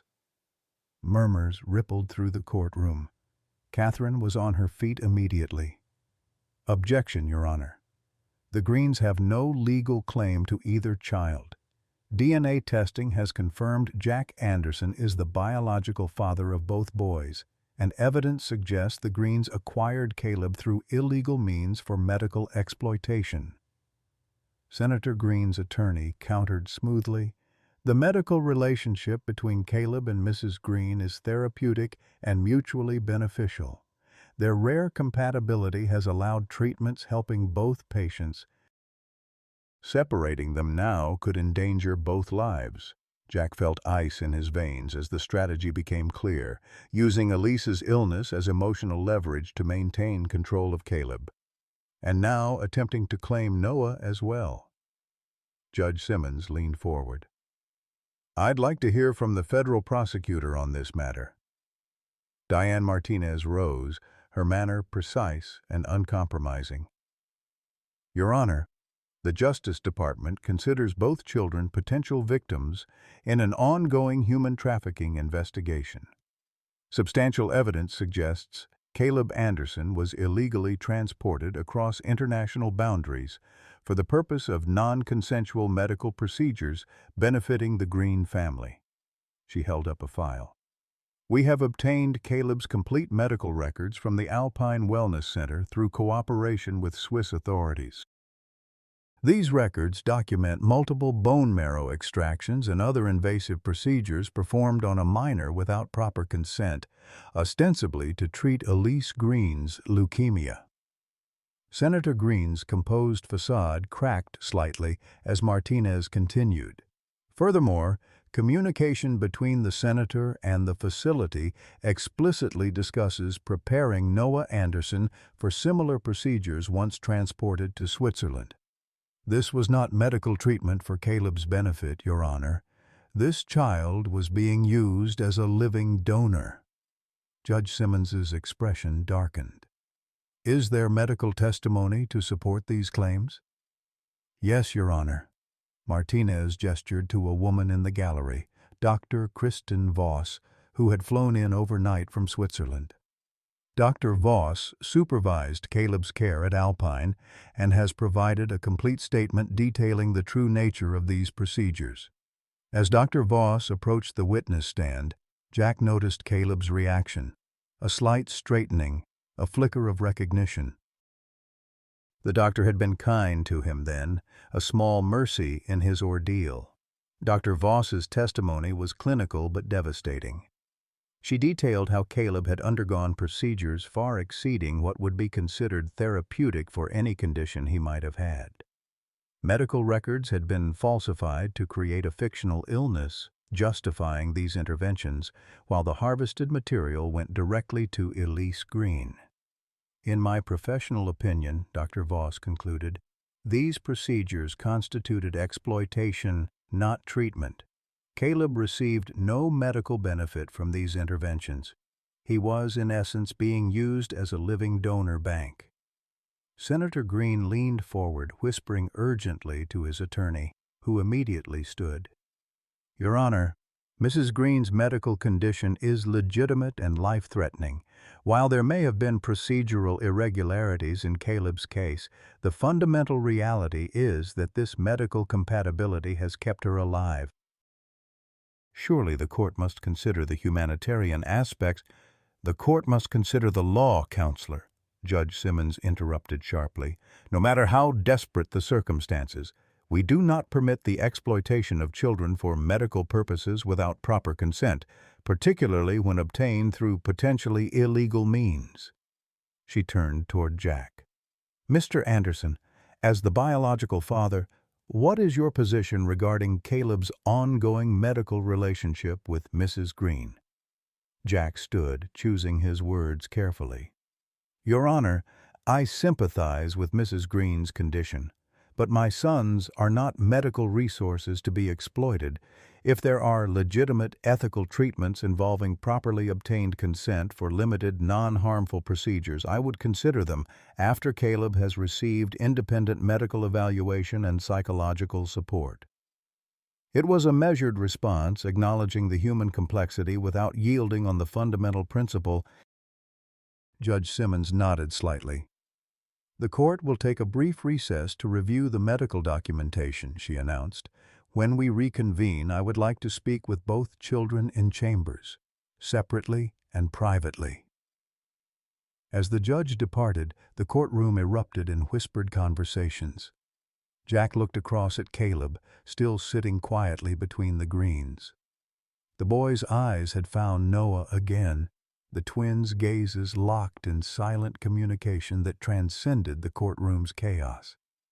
Senator Green noticed the exchange and leaned down to speak to Caleb, but for the first time the boy didn't respond to him. Instead, Caleb's small hand slowly released Elise's grip and moved to touch the wolf pin on his sweater, identical to Noah's stuffed animal. A silent symbol of connection the Greens hadn't managed to erase. During the recess, Noah tugged at Jack's sleeve. "Caleb remembers me," he whispered with absolute certainty. "He's pretending to be quiet so they won't know." Jack knelt beside his son. "How can you tell, buddy?" Noah touched his own chest. "I can feel it. In here, we practiced secret talking when Mom was afraid." The simple statement hit Jack like physical pain. Beth teaching her twin boys to communicate silently, preparing them for separation as she uncovered the danger surrounding them. How terrified she must have been. How desperately she'd tried to protect them. When court reconvened, Judge Simmons called Noah first to her chambers. Jack accompanied him to the door, offering reassurance before the boy entered alone. 15 minutes later, Noah emerged with a solemn expression, walking directly back to Jack without looking at anyone else. "Did it go okay?" Jack whispered. Noah nodded once. "I told her everything about Mom and the bad medicine and how they took Caleb away." Next, an assistant escorted Caleb to the judge's chambers. The boy moved with mechanical obedience, his steps lacking Noah's natural energy. Alexander Green attempted to follow, but Judge Simmons's clerk firmly stopped him. "The judge specified the child alone, sir." For 30 minutes, the courtroom waited in tense silence. When Caleb finally emerged, something had changed. His posture straighter, his eyes more focused. He looked directly at Noah and Jack as he was led back to the Green family, a flicker of something like hope crossing his features. Judge Simmons returned to the bench, her expression grave but resolved. "Having reviewed the evidence and spoken with both children, this court is prepared to rule on the immediate custody situation." She shuffled papers before her, then looked up with clear authority. "The court finds that Jack Anderson, as the biological father of both Noah and Caleb Anderson, has presumptive custody rights that have never been legally terminated." The documentation presented by the Green family purporting to establish guardianship contains significant irregularities that call its validity into serious question. Senator Green's attorney began to object, but Judge Simmons raised her hand for silence. Furthermore, the medical evidence presented by Dr. Voss and federal investigators raises substantial concerns about Caleb Anderson's treatment at the Alpine Wellness Center. The court cannot ignore the possibility that this child has been subjected to medical procedures primarily benefiting others without proper consent. She turned toward the Green family. The court recognizes the difficult medical situation facing Mrs. Elise Green. However, her treatment cannot come at the expense of a child's well-being and rights. Then, directly addressing Jack, Mr. Anderson, the court grants you temporary physical custody of both Noah and Caleb Anderson, pending further proceedings. However, given the medical complexity of Caleb's situation, the court orders an immediate comprehensive evaluation at Children's National Medical Center, with results to be shared with all parties. Senator Green surged to his feet. "Your Honor, this is unconscionable. My daughter-in-law's life depends on—" "Senator Green," Judge Simmons cut in sharply, "you would do well to remember that you are currently under federal investigation. This court's primary concern is the welfare of these children, not the medical needs of your family members, however pressing those may be." She banged her gavel with finality. "Custody is awarded to Jack Anderson effective immediately. Federal marshals will escort Caleb Anderson to Children's National Medical Center for evaluation, after which he will be released to his father's custody. This court is adjourned." As the courtroom erupted, Jack found himself staring across the divide at Caleb. For the first time, the boy's expression showed unmistakable emotion. Hope mingled with uncertainty, the face of a child glimpsing freedom but afraid to believe in it. Noah pressed against Jack's side, watching his brother with unwavering focus. "He's coming home with us now," he said, not a question but a statement of absolute certainty. Jack placed his hand on Noah's shoulder, steadying himself as much as his son. "Yes, buddy, your brother is coming home." Across the courtroom, as federal marshals approached to take custody of Caleb, Senator Green leaned down one last time to whisper something in the boy's ear. Whatever he said made Caleb's eyes widen briefly before the boy was led away, looking back once at the family that had claimed him for 18 months. The look wasn't of affection or attachment, Jack noted with both relief and sadness. It was the backward glance of someone leaving a prison, afraid their jailer might follow. 1 year later, Jack Anderson stood at the edge of his property watching his sons play along the shoreline. The Virginia beach house, larger than his former cabin but still modest, offered the privacy and security the boys needed. Noah darted through the shallow waves, his confidence evident in every movement, while Caleb followed more cautiously, testing each step before committing. The differences between the twins remained visible even after months of healing. Noah, who had endured less physical trauma, moved with the natural exuberance of a 6-year-old. Caleb's movements were more measured, his body still recovering from multiple medical procedures, his mind from psychological wounds that ran deeper than anyone had initially understood. But they were healing, both of them, in their own ways. "They look happy," said Sarah Mitchell, joining Jack at the fence. The doctor had become a trusted friend throughout the recovery process, her medical expertise invaluable during Caleb's transition home. "Most days," Jack agreed, watching as Noah demonstrated a proper splash technique to his brother. "Caleb still has nightmares, but they're less frequent now." The medical evaluation at Children's National had revealed the full extent of what Caleb had endured. Multiple bone marrow extractions, blood draws, and tissue harvesting well beyond what would be considered ethical even with proper consent. The psychological assessment had been equally disturbing. Signs of emotional manipulation, sedation-induced cognitive delays, and attachment disruption. Yet children possessed remarkable resilience. With proper support, consistent love, and the unbreakable connection to his twin, Caleb had made extraordinary progress. His vocabulary had expanded, his natural curiosity emerging from beneath layers of conditioned compliance. Most importantly, he had begun to trust that he was truly home. "The federal case against Green moves forward next month," Sarah commented, accepting the glass of iced tea Jack offered. "Will the boys need to testify?" Jack shook his head. "The prosecutors have enough with the documentary evidence and witness testimony. They've agreed the boys have been through enough." The aftermath of Judge Simmons's custody ruling had unfolded like a political earthquake. Senator Green had resigned to focus on family matters as federal indictments mounted against him, Whitley, and several doctors from the Alpine facility. Alexander Green had fled to a country without extradition, abandoning his wife Elise, whose family had eventually approached Jack through intermediaries. That conversation had been among the most difficult of Jack's life. Sitting across from parents desperate to save their daughter, knowing their complicity in what had happened to his son. "We didn't know the full extent," Elise's father had insisted, his eyes hollow with guilt and grief. "We believed Alexander when he said the arrangement was legitimate, that Caleb was receiving beneficial treatment too." Jack had listened without interrupting, neither offering forgiveness nor expressing the rage that still occasionally consumed him in unguarded moments. When they finally asked the inevitable question, would he consider allowing Caleb to donate bone marrow one final time, properly documented and with all medical safeguards, Jack had responded with careful consideration. "That decision belongs to Caleb," he'd said. "When he's older, fully recovered, and can understand what you're asking, I won't make it for him."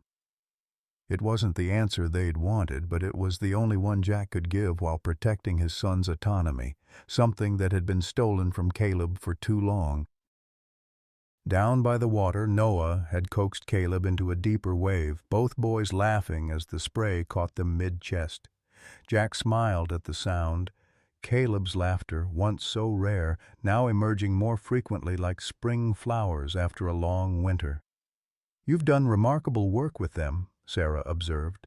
"Single fatherhood isn't easy under the best circumstances, let alone with everything they've experienced." Jack watched his sons, pride mixing with lingering sadness. "I had help, still do." He glanced toward Sarah with gratitude. "And they had each other. That twin connection, it's something special." The boys had been inseparable from the moment of reunion, Noah instinctively understanding Caleb's needs in ways that sometimes mystified the adults around them. On Caleb's first night home, when nightmares had left him trembling and silent, Noah had simply crawled into his brother's bed and held his hand. "It's okay," he'd whispered. "We're home now. Dad's here.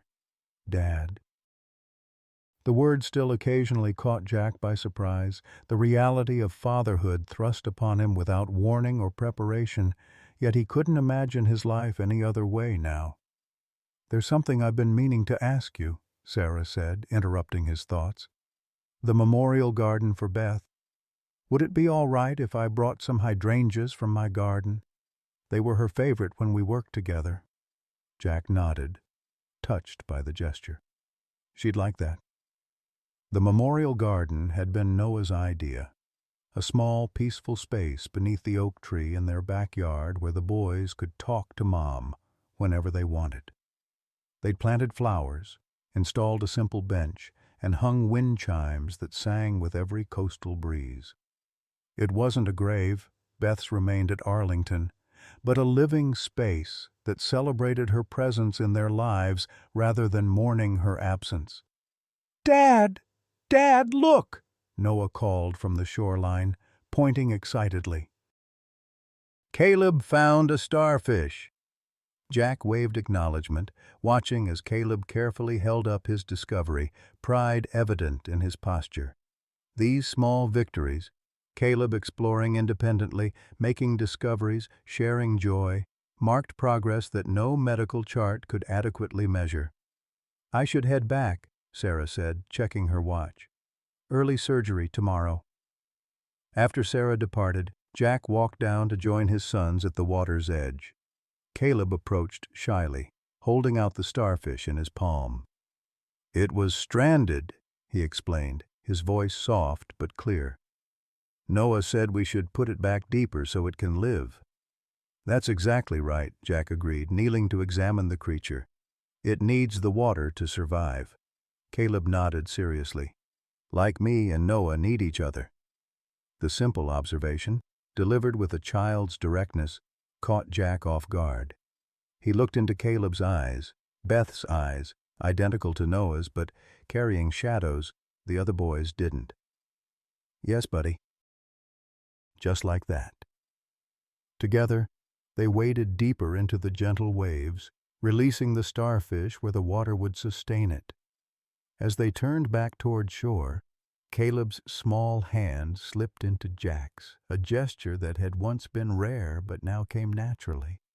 That evening, after dinner and baths, the nightly ritual of bedtime stories unfolded in the boys' shared bedroom. They'd insisted on staying together despite Jack offering separate rooms, Noah declaring with 6-year-old certainty that Caleb sleeps better when I'm there. Jack sat between their beds, reading from a well-worn copy of The Hobbit, a chapter each night. Both boys listened intently, though their reactions differed, Noah interrupting with questions and predictions, Caleb absorbing silently, processing each detail. As Jack closed the book, marking their place for tomorrow, Noah asked the question he'd been posing with increasing frequency. "Dad, can we visit Mom's grave this weekend?" "I want to tell her about Caleb's starfish," Jack nodded. "Of course, buddy. Saturday morning, like usual." Caleb, already nestled beneath his covers, spoke up hesitantly. "Can I bring her something this time?" "Absolutely," Jack assured him. "What would you like to bring?" Caleb considered this with characteristic thoughtfulness. "A drawing of all three of us, so she knows we're together now." Jack felt his throat tighten. "That's perfect, buddy. Mom would love that." After kisses goodnight and the soft click of the nightlight, Jack retreated to the hallway, leaving the door slightly ajar as always. He paused there, listening to the quiet murmurs as the twins continued their own private conversations in the darkness, a sacred communication between brothers that needed no parental mediation. In the living room, Jack poured himself a small measure of whiskey and settled before the windows overlooking the ocean. The moon cast a silver path across the dark water, peaceful and constant. On nights like this, with the boys safely asleep and the day's demands temporarily suspended, he allowed himself to think fully of Beth. He wondered what she would make of their life now, this unexpected family formed from tragedy and persistence. Would she approve of his parenting? Would she recognize the echoes of herself in the boy's mannerisms and expressions? Would she forgive him for not being there when she needed him most? Questions without answers, yet asking them felt like keeping her present somehow. Jack's phone buzzed with a text from Catherine Pearson. Prosecution offered Green a plea deal, 15 years, testimony against international connections. Thought you should know first. 15 years. Was it enough for what the senator had done? For Beth's death, for Caleb's suffering, for the other children funneled through the Monarch program? No punishment seemed adequate, yet Jack found himself hoping Green would accept. A trial would mean more publicity, more scrutiny, more chances for the boy's trauma to be dissected in public forums. "Thanks for letting me know," he replied simply. He set the phone aside and lifted a framed photograph from the side table, Beth in her Army nurse's uniform, smiling despite the Afghan dust coating her cheeks. He'd found it among her personal effects, retrieved after the federal investigation had concluded. "We're doing okay," he told her quietly. "The boys are extraordinary. You'd be so proud of them." The sound of small feet in the hallway interrupted his solitary conversation. Jack looked up to find Caleb standing uncertainly in the doorway, Mr. Wolf, a new one identical to Noah's, clutched against his chest. "Bad dream?" Jack asked gently.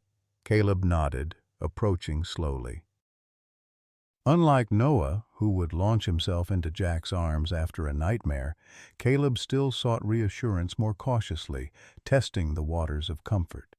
"Want to talk about it?" Jack offered, setting aside his glass. Caleb climbed onto the couch beside him, leaning tentatively against Jack's side. "I dreamed about the bad place.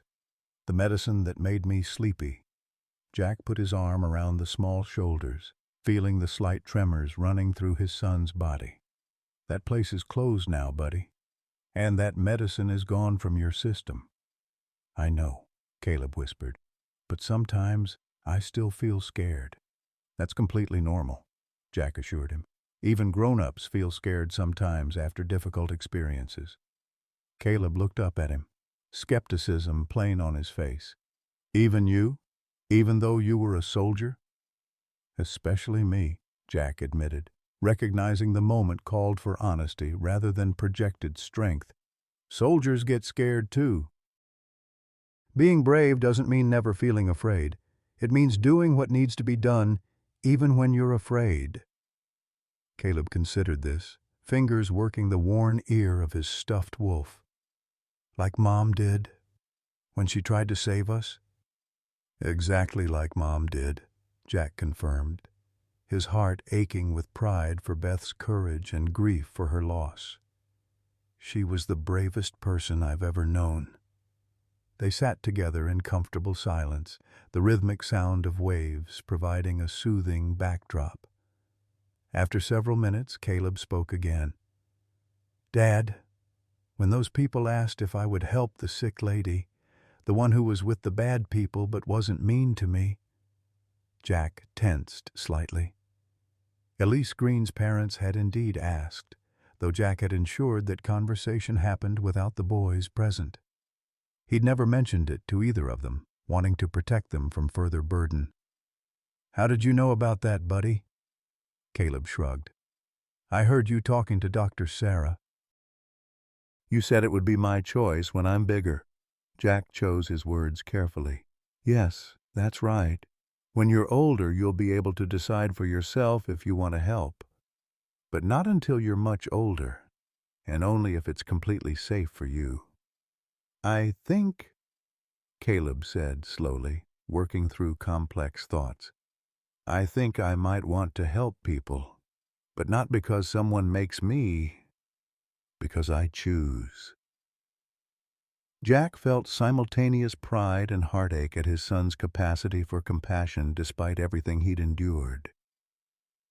That's an incredibly kind thought, Caleb. But you don't need to decide anything now. That's a choice for future, Caleb, okay? The boy nodded, seeming satisfied with this delineation between present and future responsibilities. He leaned more comfortably against Jack's side, eyelids growing heavy as the nightmare's grip loosened. Ready to go back to bed? Jack asked after a few more minutes. Can I stay here a little longer? Caleb requested, his voice already drowsy. As long as you need, buddy. Before long, Caleb was asleep against Jack's side, his breathing deep and even. Jack sat motionless, unwilling to disturb this hard-won peace. The moonlight streaming through the windows illuminated his son's face, so similar to Noah's yet marked by different experiences, the same genetic blueprint shaped by divergent journeys. Carefully, Jack lifted Caleb into his arms and carried him back to the bedroom, where Noah had sprawled diagonally across his own bed, one arm flung outward as if reaching for his missing twin even in sleep. Jack gently deposited Caleb in his bed, tucking the covers around him. As he straightened, Noah stirred slightly. Is Caleb okay? He mumbled, without fully waking. He's fine, buddy. Just had a dream. Told him we're safe now, Noah murmured, already drifting back to sleep. Told him Dad protects us. Jack stood watching his sons for a moment longer, these two miracles he hadn't known existed until a year ago, now the center of his world. The path that had brought them together was marked by unimaginable pain and loss. Yet standing here in the quiet darkness, Jack felt something he had thought lost forever after Beth's death. Hope. Not just hope for his son's continued healing, though that remained paramount. Hope for justice as the legal cases progressed. Hope for the other children whose rescue had been triggered by Beth's evidence and Noah's courage. Hope that the systems designed to protect the vulnerable might actually improve through the harsh spotlight now focused on their failures.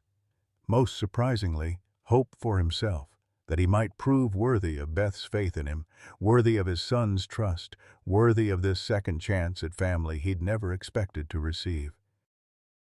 Outside, the wind chimes in Beth's memorial garden sang softly in the night breeze, a gentle reminder that even in absence, love remained. Jack closed his eyes briefly, sending a silent thank you to the woman who had loved their sons enough to fight for them, document everything, and believe that someday, somehow, the truth would find its way home. In the morning, they would continue building their new life. Therapy appointments and school considerations, play dates and doctor visits, all the ordinary components of childhood that his extraordinary boys deserved. There would be challenges ahead, legal, emotional, logistical, but for tonight, in this moment of moonlight and peaceful breathing, it was enough that they were together, safe and healing. Jack quietly left the room, leaving the door ajar as always, ready to return at the first sign of need. Whatever came next, they would face it together, father and sons, brought together by tragedy, but bound now by something stronger, the family Beth had always known they could be. In a world that often seems to value youth above experience, Jack Anderson's journey reminds us that it's never too late for second chances. Like many of us who've watched our children grow distant or face the heartbreak of loss, Jack thought his opportunity for family had passed. Yet fate had other plans. Through courage, persistence, and the unwavering belief that truth eventually prevails, this former soldier discovered not just one son, but two, and with them, renewed purpose. His story speaks to anyone who's ever felt the weight of regret over paths not taken or relationships left behind. It reminds us that even in our 50s, 60s, and beyond, life can surprise us with unexpected joy and meaningful connection. The family Jack built wasn't the one he planned, but it became the one he needed. Their beachside home, filled with laughter and healing, proves that our capacity for love and protection doesn't diminish with age, it deepens. Have you experienced an unexpected second chance that changed your life's direction? Or perhaps you've reconnected with family after thinking that opportunity was lost. Share your story of renewal in the comments below. Your journey might be exactly what someone else needs to hear today.